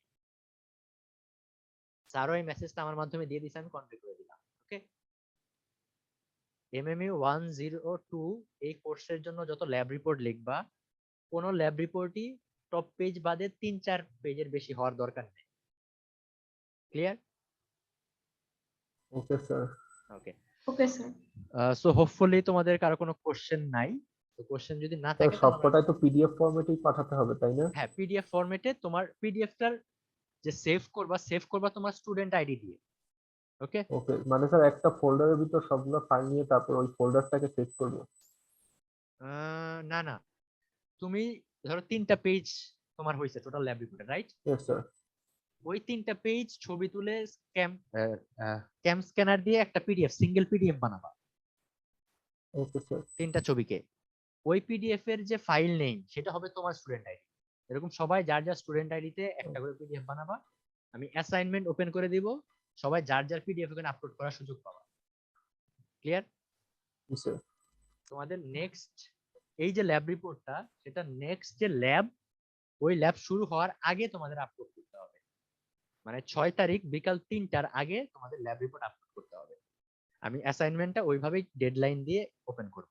ক্লিয়ার? Yes sir. কোশ্চেনের অ্যান্সার কি 1 লেখে 1 নাম্বার কোশ্চেনের অ্যান্সার, 2 লেখে 2 নাম্বার কোশ্চেনের অ্যান্সার, এভাবে? কোশ্চেন তুলতে পারো, আমার কোনো সমস্যা নাই। কোশ্চেন না তুললে আমার কোনো সমস্যা নাই, বাট পয়েন্ট আকারে লিখে দিও যে 1 নাম্বার 1 লিখে ওটার অ্যান্সার লেখো, 2 লিখে ওটার অ্যান্সার লেখো। ক্লিয়ার? এক্সপেরিমেন্ট নেমটা কি হবে? Materials classification and spark test? না, আমি এক্সপেরিমেন্টের নেমটা হচ্ছে তোমাদের, আমি একটা লিস্ট দেখাইছি, টেবিল, যেখানে সবগুলো এক্সপেরিমেন্টের নেম আছে। এই টেবিলটা সহ তোমাদের আমি আজকে টিমসে আপলোড করে দিব, সেখান থেকে কালেক্ট করে নিবা। ওকে ওকে স্যার। ওকে, সো সবাই ভালো থাকো।